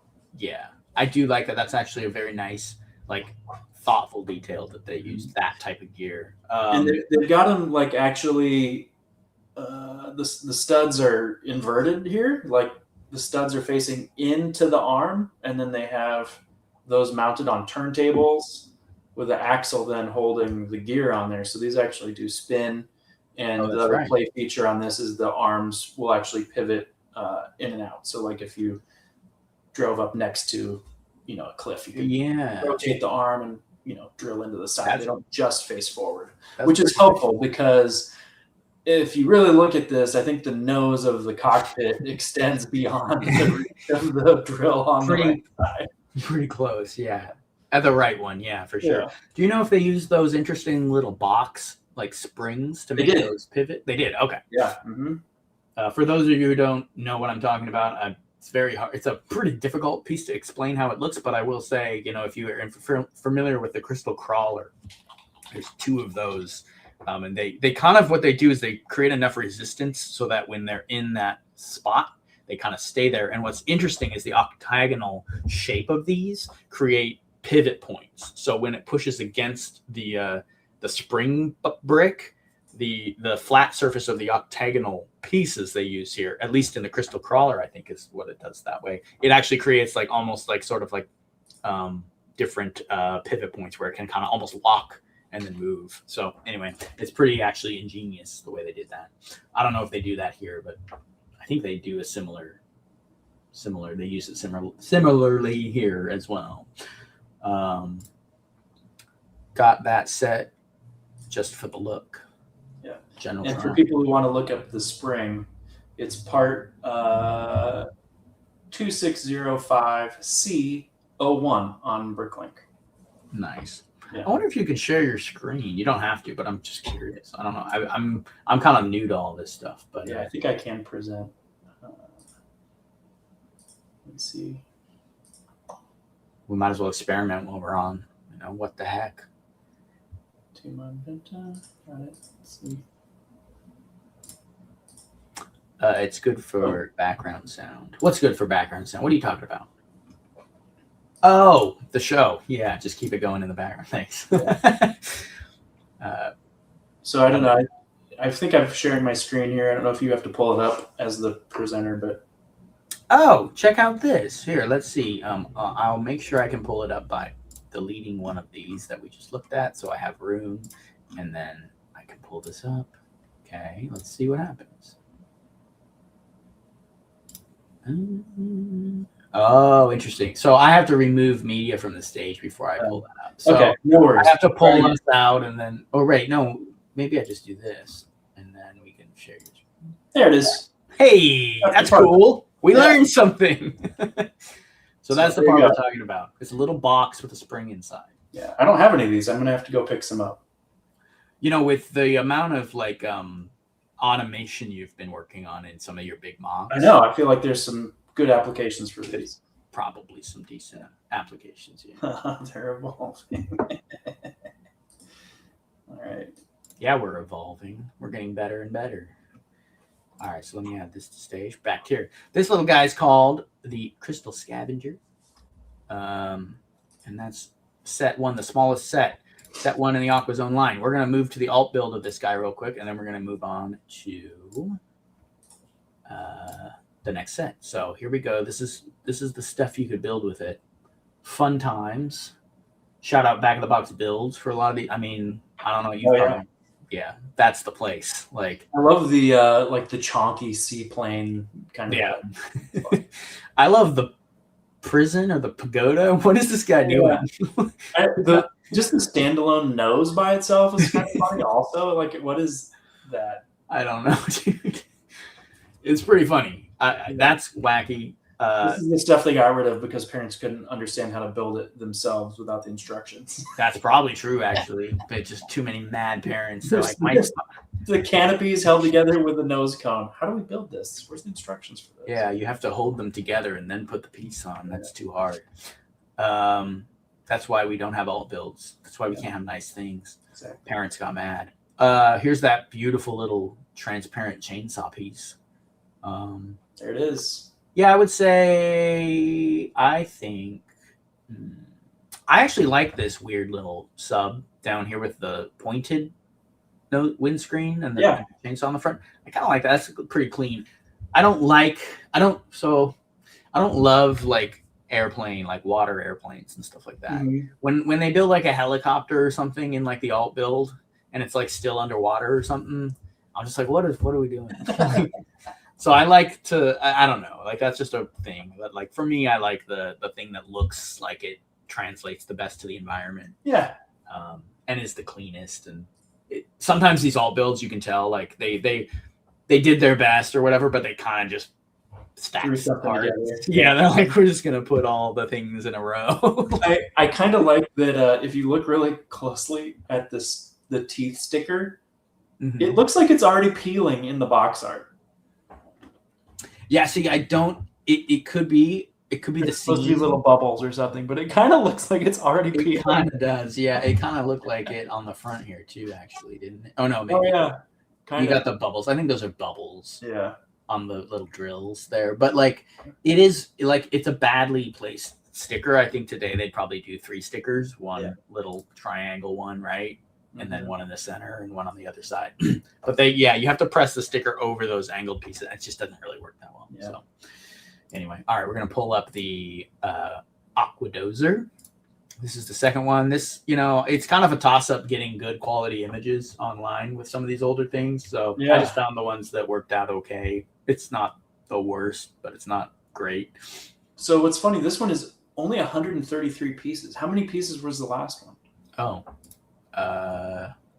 110. So it's really it makes hay out of the big dome, right? Which is obviously like that's the piece de resistance here. Yeah. Exclusive again to this set. Okay. Yeah. But it's only 133 pieces for what's a pretty sizable build. Yeah, I mean this is the middle one. It's the second one up. For only 20 more pieces than the one we just looked at. I guess the one we looked at was just more compact. I don't know. Yeah. I do like this little hover vehicle that pops out. That sits inside that dome. Yeah. The dome is so big you can fit a little mini sub inside. It is a huge dome. It really is. Like it's impressive. And it's the only set that it comes in this color, right? Yeah, I think. Yeah. yeah. It's the only that's exclusive. That dome is exclusive to this set. Okay. Yeah. Wait. In that color. In that color. Okay. Yeah, I was like, no, there's no way, because I'm pretty sure that dome is like the same as the balloon from in that color in transient. Right, in translucent. Yeah. Cool, man. And this guy, do we know who this guy is? Is this the other guy? Not sure. This is Sam, not Sam, Rocky the Reef Wrecker.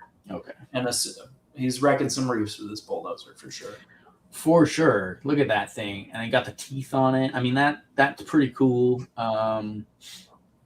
The chains are kind of a fun touch here, and you can see they're connected to the tail that has the compass on it. And so when you move the tail up and down, it activates the bucket. Which is the same as one of the AquaRaiders sets that came out just after this. And I was going to say that because I don't know if I said that at the beginning or not, or if I just talked to you about it. I was going to try and build a mock. We're not doing mocks at the end. I will pull up a couple of Jordans, but we're not doing mocks in AquaRaiders, even though the mock potential is pretty high here to add more because it's a small theme. There's a lot you could add to this theme. The design language is really hard for me, and I only had a couple hours to play with it, and I was trying to use this big dome, and you're already kind of big with that, so it didn't work out very well. But I did pull in the AquaRaiders Chrome Drill because it seemed like it fit this theme really well. Yeah. But I wasn't sure if it was exactly period for this theme. But yeah, speaking of the AquaRaiders, I feel like this is almost kind of a little bit of like a AquaRaiders underwater version. Yeah, for sure. Especially with this one in particular. Let's see. Let me pull in Octava. I'm here now. I was late. Yeah. You missed a lot of non-AquaRaiders discussion. Yes, the Sea Serpent complaint train. There was no complaint train here. It was the complaint caboose, maybe. Most of it was pretty positive. I mean, it's. I think we're kind of all. I don't know if we've just. Yeah, we're kind of all used to what these GWPs kind of look like now. I think they've trained us, so we're kind of like, all right. Expectations. We got a cloth sail and some printed parts. That's more than some of these have given us. So, it's pretty well received, I think, overall. Yes, the canopy is very cool in this color, and it could work well in some pretty fun space mocks. This one's the best, says Crusader. Oh. It's pretty cool. I think I might like the first one better. I don't know. Yeah. This one, go ahead. Oh, I think the dome is so cool, and the play feature of the bucket moving up and down. I could definitely see kids like scooting this around on the floor, scooping buckets of reef, right? Or crystals, reef, whatever. I can see people. Yeah, I mean, as a kid, if I had this one as a kid, I got this one later. But if I had it when I was younger, like I would have used it on the Lego pile. Exactly, for sure. Octava says, "How dare you not complain? No plumes." I did bring that up. Yeah. We did cover that. Yes, it would have been nice. The scoop is only in 2 sets. This and the AquaRaiders one. I don't remember. I thought Technic had a couple. I'd be surprised if this didn't show up in Technic or City. It's a little oversized for City, maybe even, unless you had a really big loader. So at the time, now I think they could probably put it in a City set, but at the time they didn't put stuff like this. I don't think in City, the bulldozers and stuff, they had like the brick built like blades and stuff on them. But I think it did come in a Technic set, but I could be wrong. When you look this part up or similar parts like this on a Brooklyn Studio, there's a lot of scoops and heavy equipment pieces. And so I don't know, but it definitely did come on the 2 systems style sets. Let's see. Can't believe Lego had to retire this trans neon green. Yeah. Trans neon orange too. Isn't it done in blue on Lego Arctic as well? I think it's the dome on Lego Art. Maybe, yeah. I think, and then solid tan for the balloon in Johnny Thunder. But Lauren, they're complaining about the retirement of the colors. I think the trans. Oh, got it. The trans neon orange, and it's because they switched to a new kind of plastic. I think was part of the decision, and I don't know if those trans colors don't work well with the new plastic. But I went on a trans neon orange spending spree when I found out that was going. Yeah. I own like a good portion of all of the supply of the big trans orange domes. Sure, yeah. I bought like most of the North American supply. Damn, dude. Someday there'll be an Ice Planet mock of some kind. Nice. Oh, so the Ice Planet ones. Mm-hmm. I thought you were talking about the neon green. I have those too. Yeah, if it was in trans neon orange, I bought it. Sweet. Yeah. It's good to have. I mean, let's see. He says, Crusader said, I had a Technic excavator grader with this bucket. Yeah, I thought my brother might have had something like that, or I'd seen it in the catalog. So anyway, so this is fun. This is a cool little set. I do think it has more play features than the first one, but I think I like, as far as design-wise goes. It's tidy. That one is tidy. I like it. Yeah, it's sleek. It's clean. But let's take a look at what we get when we put this thing together in a different way. Wow. Oh, so here's down below. It shows the play features a little bit, the functions. Mm-hmm. But then these are up top. Neither of the all builds use the bucket. Yeah. I mean, that's a hell of a part to try and use. It's got only connection points, so Technic pinholes. Mm-hmm. Like it would be, I mean, it would make sense for them to use it because it's kind of the main thing, but like it's a hard piece to integrate into system play. I think young Jordan mock building days, I definitely used those angled plates for wings exactly like this on multiple spaceships. Speaking to that, Jordan, Octava says Stingrays before Stingrays were cool. That's it. Yeah. You got some of the design of that in there. I think that's going to win. The one with the dome right up here is probably the winner out of these two. Yeah. This is a good example. The one on the left is a good example of what I was talking about, where sometimes it feels like they kind of just put a bunch of parts together. Threw it together. Yeah. Like, I mean, one on the left is pretty sloppy. Yeah. The one on the right feels like it's closer to what a set might have looked like if they had another set in the line. It's kind of funny if you look at the two, they're really similar. Actually, they both have the wings in the same way. They both use the nose piece in the same way. They both have the pontoons underneath the wings. They both have two propellers off of the wings. They both have the two tail fins coming off the back. Interesting. Yeah, that's actually a good point. This one just has the dome that which actually ties it together. Yeah. It looks kind of like a duck. Kind of like Donald Duck there, Just needs another one of those to make a choppy. Yeah. It also has the black pneumatic hoses, which have become a little bit of a rarity since their discontinuation. Not that it's pneumatic, but it's the flexible hose. They had them on. They did have them on Pick-a-Brick for a while. Are they gone now? They might still have them. I had a hard time sourcing them a few years ago. You can make some cool castle arched windows with some clips. Oh, clipping bricks and stuff. Oh, that's a good point. That's a nice technique.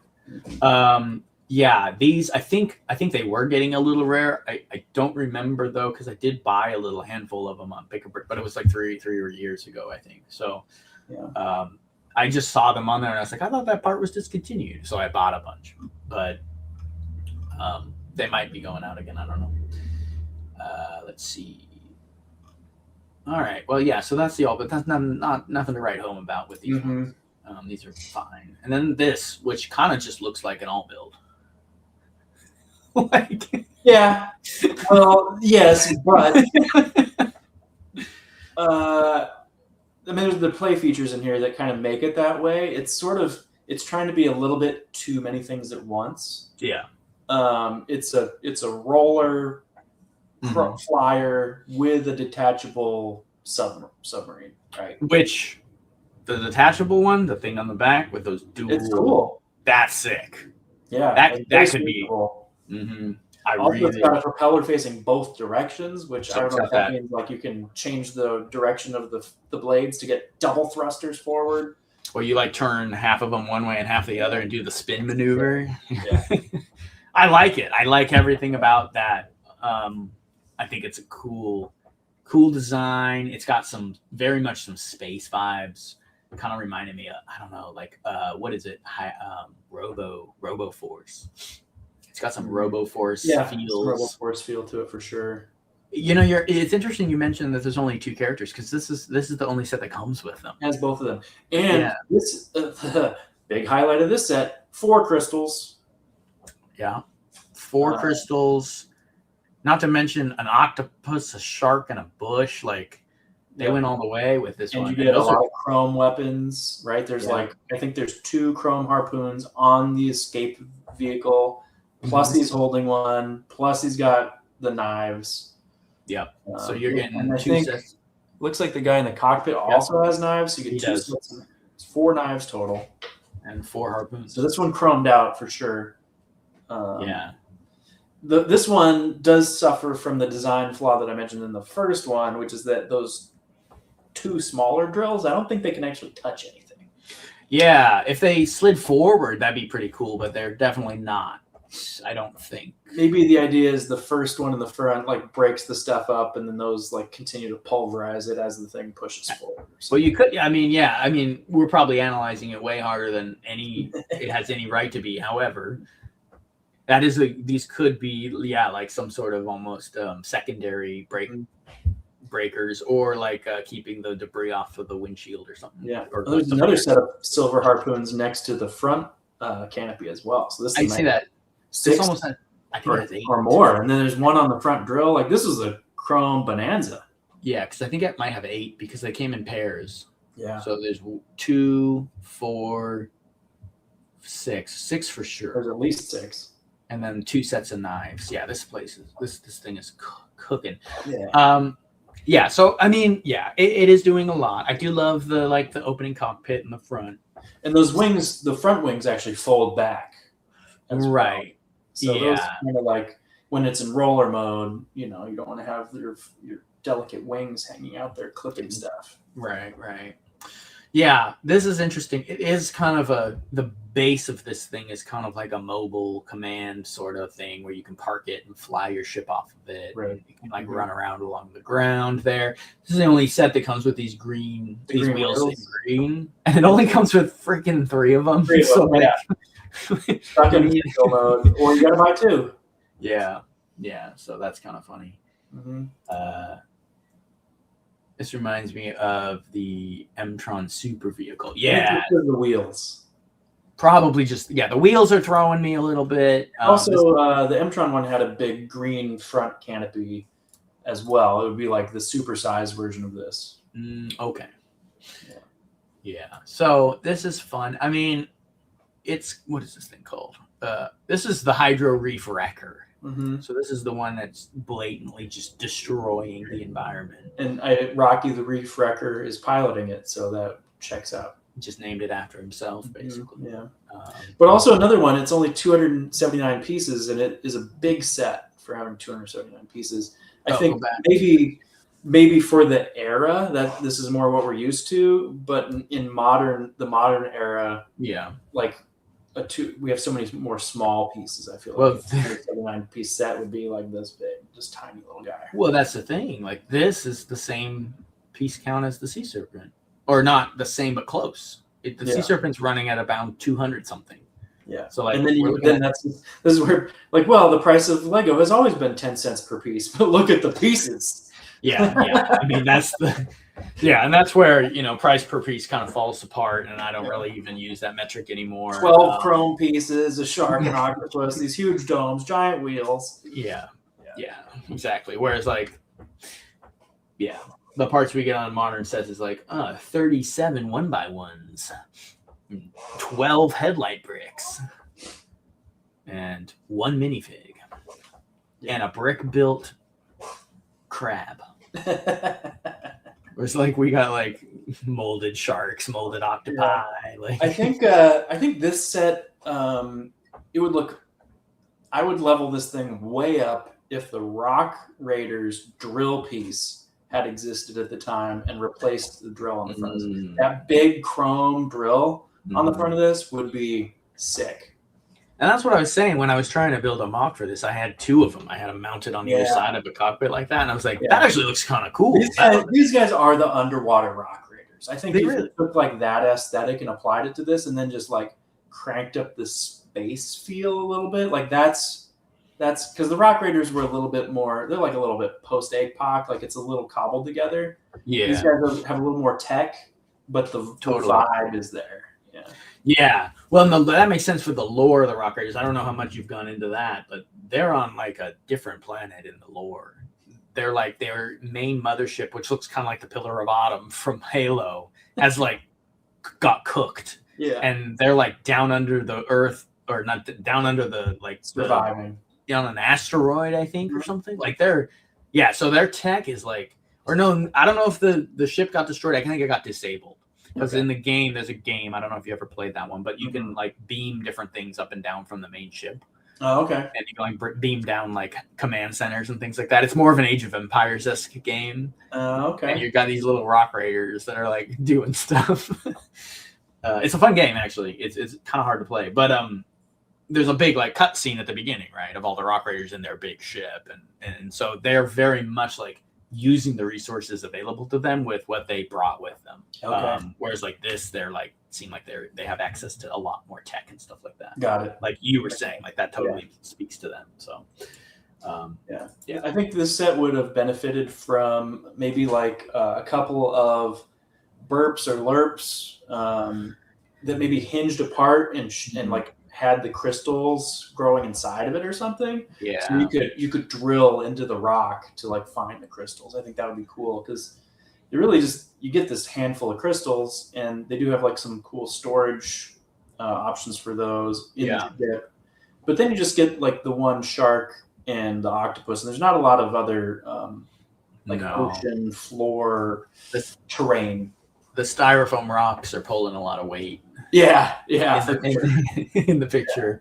Yeah. I agree with you. I do like how they use some of the AquaZone language in the design of the background with those octagonal style pillars or whatever. Mm-hmm. Like especially how they have them upside down, like they're inside like caves and things. But the alt builds on this blow the alt builds out of the water on the other two. These are cool. Set extra 70 parts or whatever they had, I guess. I think that one in the top right is better than the main set. This one with the wheels? Yeah, that one's pretty cool. I actually really like this goofy little submarine that looks kind of like one of those anglerfish. Yeah, that is true. Yeah, I like that. This one down here with that long, sleek windscreen and the drill in the front looks like a Unitron almost. Set. Yeah.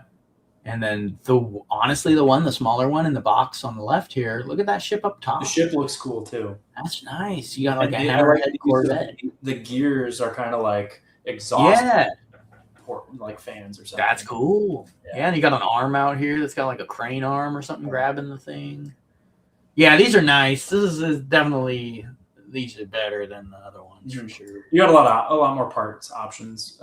These do have one of the parts that I really thought was awesome as a kid before snot bricks were really a thing, and it's the big like 2x4x2, I think. Yeah. Brick with the inverted studs, and you can see that on the side of that one anglerfish sub. We thought that was so cool. I love those pieces. Yeah. They're kind of weird, and they kind of make some strange like connections. Yeah. But they are very cool pieces. Yeah. I like them a lot, and they're pretty prevalent on this era of stuff. And I think they came before too. Weren't they in like classic space a lot? Or I mean, I think we had them in like the a lot of the Spirus sets utilize those. I'm not sure how far back they go. Yeah. Well, there's also the opposite of this, where it's just this studs on the outside covered in studs. Yeah. Yeah. Nowadays we have so many more options that they are pretty limiting just because of how big and bulky they are. But back in the day, they were a really cool way to get some stud inversions and stuff when that was not really a thing yet. Yeah. Well, I used one. Which is probably an unnecessary use at this point. But I used one of those to build like this inverted chimney, like under part on the Rogues Tavern for the Rivermen. Okay. Yeah. My Rivermen faction. Then the big flagship sets I built for them. The side of the chimney you wouldn't notice unless you actually put it together, which I'm making instructions for as we like. Perfect. Like right now, I am making instructions for that. Just FYI, guys, it's coming down the pipeline. But yeah, I use one of these bricks as like this way to kind of make this cool inverted like a chimney piece coming off the fireplace in the brewery area. So it's like kind of a nice piece. I like it. Yeah. All right. Well, this comes to the end here of the AquaRaiders. It's a very small kind of sub theme of AquaZone. Let me pull up a couple of comments to kind of close this out, and then we're going to pull your mocks up just for like a quick little outro to take a look at kind of what you've been up to. We like to feature mocks on the show, and that's kind of our thing we lean into. Yeah. So Sequadozer is the best. It's Crusader. We've got the Dome in Trans Green. Yeah, we got that. Sorry, pulling up these. Just going to go through a few more here. This perhaps one time in history where I appreciate the eyes are stickers. You can use this in other builds. Sure. Yeah, I mean, if I bought this, I'd peel the eyes off immediately. mine I think just peeled off on their own. But yeah, getting these windscreens without putting the stickers on, you could just not put the stickers on, right? So I totally get that. Maybe even get a discount on the part without the eyes on it, you know? Yeah, there you go. Eyes are peeling. Perfect. Send it over to me. Yeah. Those green angled wing plates with the grill. Yeah, you can see them better in the prior picture. These guys right here. Yeah. Those ones. Yeah. Are they? Escape sub, yeah. They are exclusive to this set. Yes. Because I don't even, they don't come on this and one. Also, no, they're not on that one. And the other part that is really interesting, I think, is maybe you can't see it in this one. Maybe it was the other set. Can you see it in this one? No, it might have been the first set actually. There's a slope piece that's unique to. Yeah, it might be these black funny slopes here. The one with the teeth on it. Yeah, no. Well, that is exclusive to this theme, but there's another slope piece that's exclusive. It's a black one.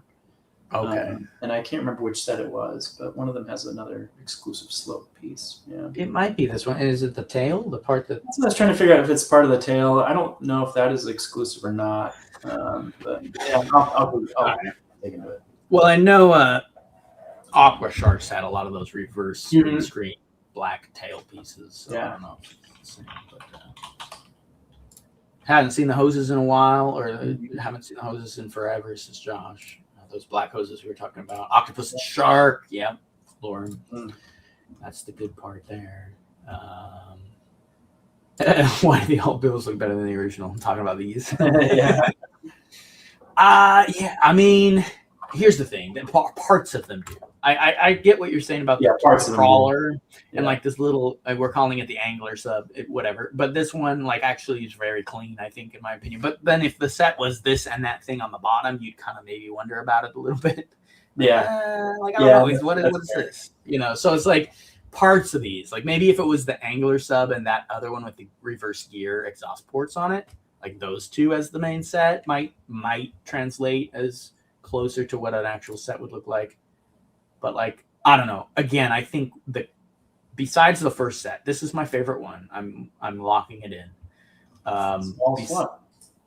Besides this one, the sub that detaches on this is the coolest thing. It is cool. I really like this. It's like, it's just so sleek and deadly looking. It's got the harpoons on it. It's clearly like, I think that one might be the most aggressive, underwater ship. It's a very much a fighter, it seems like. So I could see that, I always visualize these things as like old like Disney movies or something like Atlantis or something where you see 4 or 5 of these on a ridge and then they all go like, and those ships pop off of them, right? And they like come in formation or something. Like, I don't know, dude. That's kind of how I see it. So I think that'd be cool. They look really good. So it's here. I'm going to go back and share my screen again one more time. This is the part that I was talking about. Okay. Yes, Crusader, just real quick respond to that. That is indeed borrowed from Spyrus or Spyrus, however you want to say it. All right, so I'll pull our content from here, and then we'll pop this on here. This part. Oh, in black. In Okay. black to Yeah. these sets. Interesting. Okay. And I know I have a couple of these, so I must have had one of these sets as a kid. Yeah, I have a handful of those as well, Yeah. partly from the sets, and I think I found some in bulk and stuff like that. Yeah. But okay, good to know. Thanks for pulling that up. Here it is. Yeah, Lauren pulled it too. Yeah, good job, Lauren. Exclusive to Aqua. Cool. Someone I want. Yes, stolen. Yeah, stolen from Spyrius. Yeah. Yeah, exactly. Paradise Aqua Zone Mark. Wait, what? Paradise Aqua Zone. Hey, Actually, that'd be cool. That could be a fun. I think I know somebody that would be down to do that. Yeah. The smallest is like a little minnow or a tadpole. Yeah, it really is. Actually, I love that. It is. It's like a little tadpole. Yeah. That Like a big old noggin with a little tail behind it. Yeah. I kind of like that. I don't hate that. I don't hate that at all. All right. So, Jordan, let's showcase a couple of your talented or some of your talent here real quick here, and then we'll jump off of this. Limited as it may be. Well, I mean, I like this stuff. So we have a couple of sets from you, or it's a couple of builds, I should say. I think your most recent one, as far as that I know of, is this Cathedral Church here. Yeah. And then we have, is this armadillo a character from something? He is an armadillo. Right. So, when I was auditioning for Lego Masters, one of the kind of build challenges they have you do is to build a character, and in the casting there had been a guy who was in the military, and then there's the Tims are from Texas and they're big on armadillos. In fact, if you watch season 4, they snuck some armadillo stuff into most of their builds. Okay. And so I took the two and put them together, and I made Frank the Tank the armadillo, and he's kind of like a Rambo dude. And this was sort of my, like, I think I built this in about 8 hours. Dang, that's pretty nice. Because it was like build as fast, because the training exercise is build as big as you can, as fast as you can, and see what you can accomplish within a time constraint. Which for me, as you know, Jason, is not my strong suit. Sure. Big reason why we left the show and we did is I am a slow, meticulous builder. So this was an exercise in just building as fast as I could, and he turned out really cool. I was really happy with it. I think it's great. I mean, this has got so much character. You got some details that just blow my mind. The pierced nipples are crazy. They did tell me no tobacco use and no pierced nipples once I got on the show. Sure. Well, I was curious because, like, a lot of even just the concept of this looks Vietnamish. You got the American flag. It's very militaristic. That was the idea. Yeah, I was supposed to kind of call back to that. Yeah. But I would assume Lego Masters would not be super into not as much being on the show itself. I didn't get a chance. I had the idea of at some point trying to build a factory that had white smokestacks with orange like filter tops to them that would like be smoking. Yeah. And there'd be like my way to sneak a cigarette into the show. Sneak around the policy there. Yeah, it is funny to me that it's an adult show that features adult builders, and it's airing at like 9 o'clock at night. Yeah. And they're still like, you have to have it family friendly. And I get people, kids don't smoke, kids. Smoking isn't cool; it'll kill you. But I thought it was funny. Dude, I think it's great. Yeah. It's a very. I still have this. He's proudly sitting on a shelf in the Lego room, and he'll probably be there forever. I mean, why not? Using the entire supply of my 1x1 round tiles. I'm gonna say, like, you've got a lot of dark tan and tan. Hopefully, you don't need to build a beach or anything. Right. Yeah. That's what I'm working on right now. I'm gonna do a whole beach, and we're gonna probably run out of tan and dark tan real quick here. But yep. Yeah. Did you bring him to any shows? He's been to BrickCon once. Yeah, he went. I haven't made it the last couple of years because I got married and then had my first anniversary. So, and a kid. Because BrickCon moved up. It used to be in October, first week in October, and then they moved right into my wedding weekend. So, but we're coming this year. So he might make another appearance. We'll see. Sweet. And you're displaying? I'm gonna try. You're still working on it. We're taking valuable build time away from you right now. But I appreciate you jumping on and taking the time. No, it's great. Be here. Let's pull in a couple of shows. We got comments. Josh is impressed. We got these are so good. And the gatehouse and the church are for the big diorama, just one piece at a time. So yeah, I remember you mentioning like this is a gatehouse. It's a gatehouse to a castle that you're potentially bringing. Yeah. So many people don't build castles even close to the size of this gatehouse. So the fact that this is the gatehouse to a larger piece is incredible. And the detail on that is out of control. And then I just really, really like this little church thing. I mean, I just think it looks so cool. It was really a fun challenge to try to get a lot of like design elements into a small church. Yeah. Like something that would fit in the town square of the layout I'm working on. Mm-hmm. So it's still pretty big. It's probably as big as most people would build anything. And well, and I think that you can see the scale based on the little nun or whoever is standing in the entryway there. I mean, that's an impressive church. It's like it's a small, like you said, it's a small for like a cathedral. If you put it next to the gatehouse, it wouldn't look that big, right? So. Which is what's fun about what you're doing, and I know that's why it's been years since you've been to BertCon. I mean, with a build, because of the amount of time you're putting into this thing, the scale you're putting together, is out of control. But I don't know, like there's no better way to put it. My wife would agree with you. But like it's what I live for when I come to these things. Like that's why I was so interested in BertCon when I was younger, and how inspiring the things I would see there were. And there's still some of that stuff, but what you do really well is scale without compromising on detail.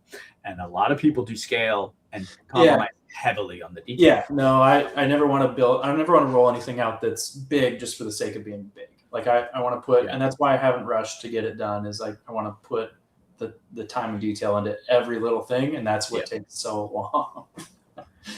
It really shows at the end of it, though. Like it's going to be one of those things that you could just look at once it's all put together for hours. Even, I mean, I know people just walk by some of this stuff, but like if you had the time, you could really sit there and look at it. I know you're also adding a lot of lighting and animated like motors and stuff too. Yeah, I've become like a low voltage electrician. Yeah. I have opinions on different wiring connectors.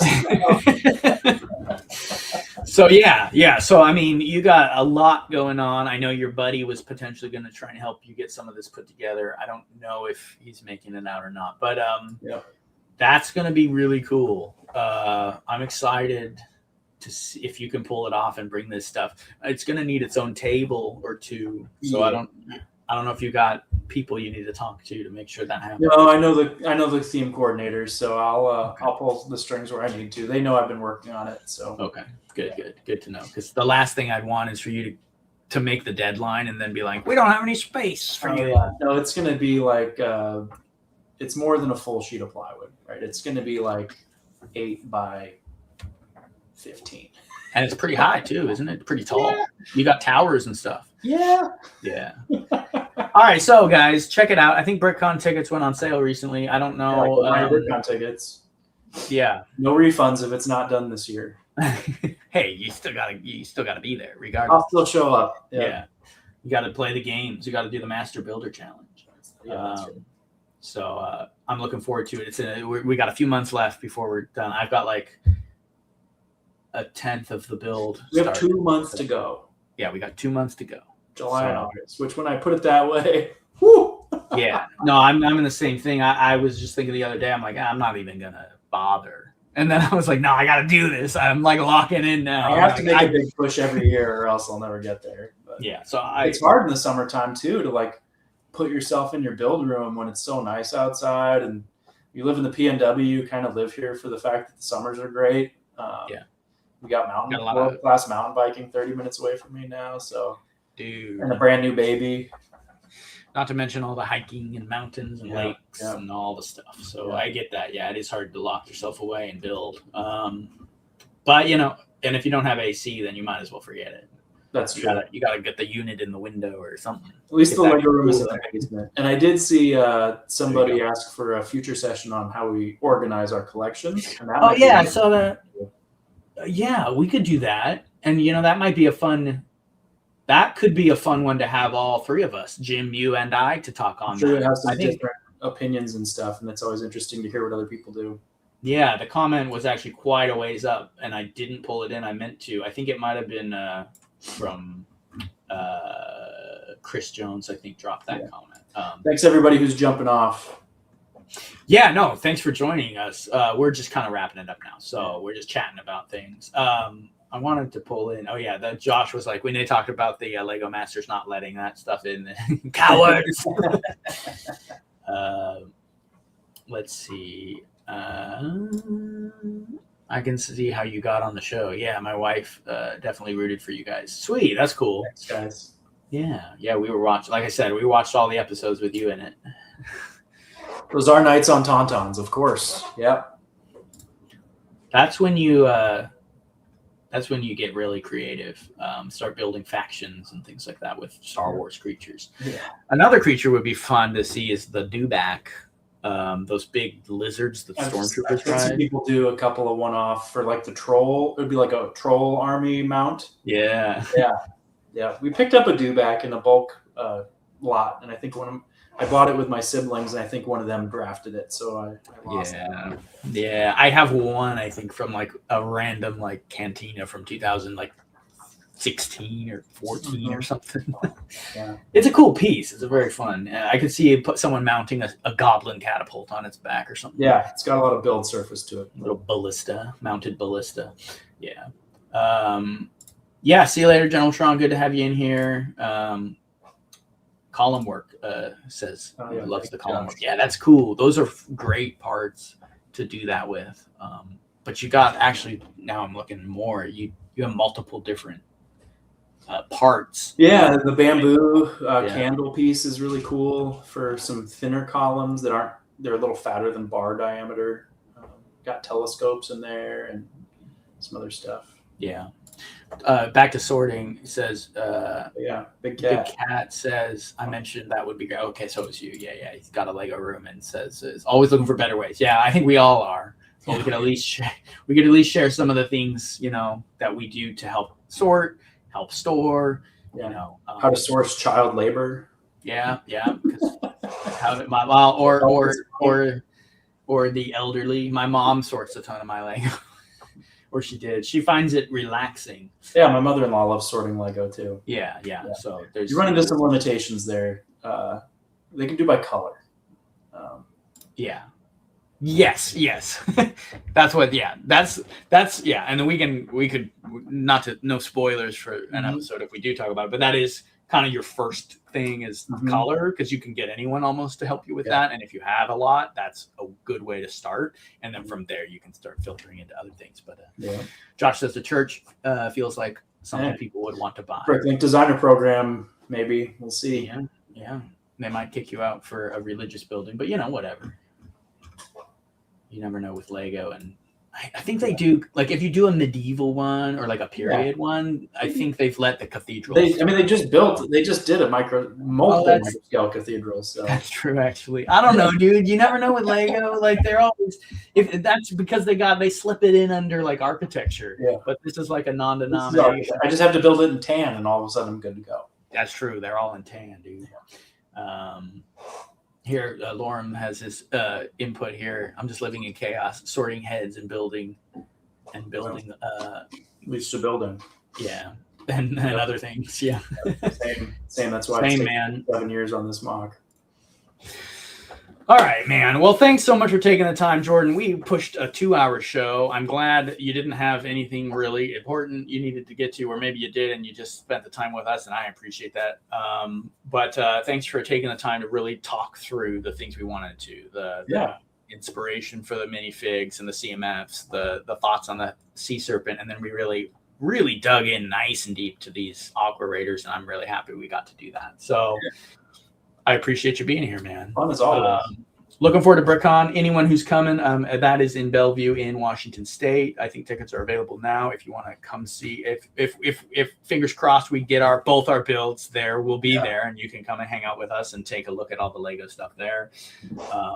That's been another episode of the Brickstop Live Show. Thanks for joining. We'll see you next time. Drop a like, drop a follow. You know the drill. Ring the bells, do the things, and we'll see you next week. See you guys. Take it easy.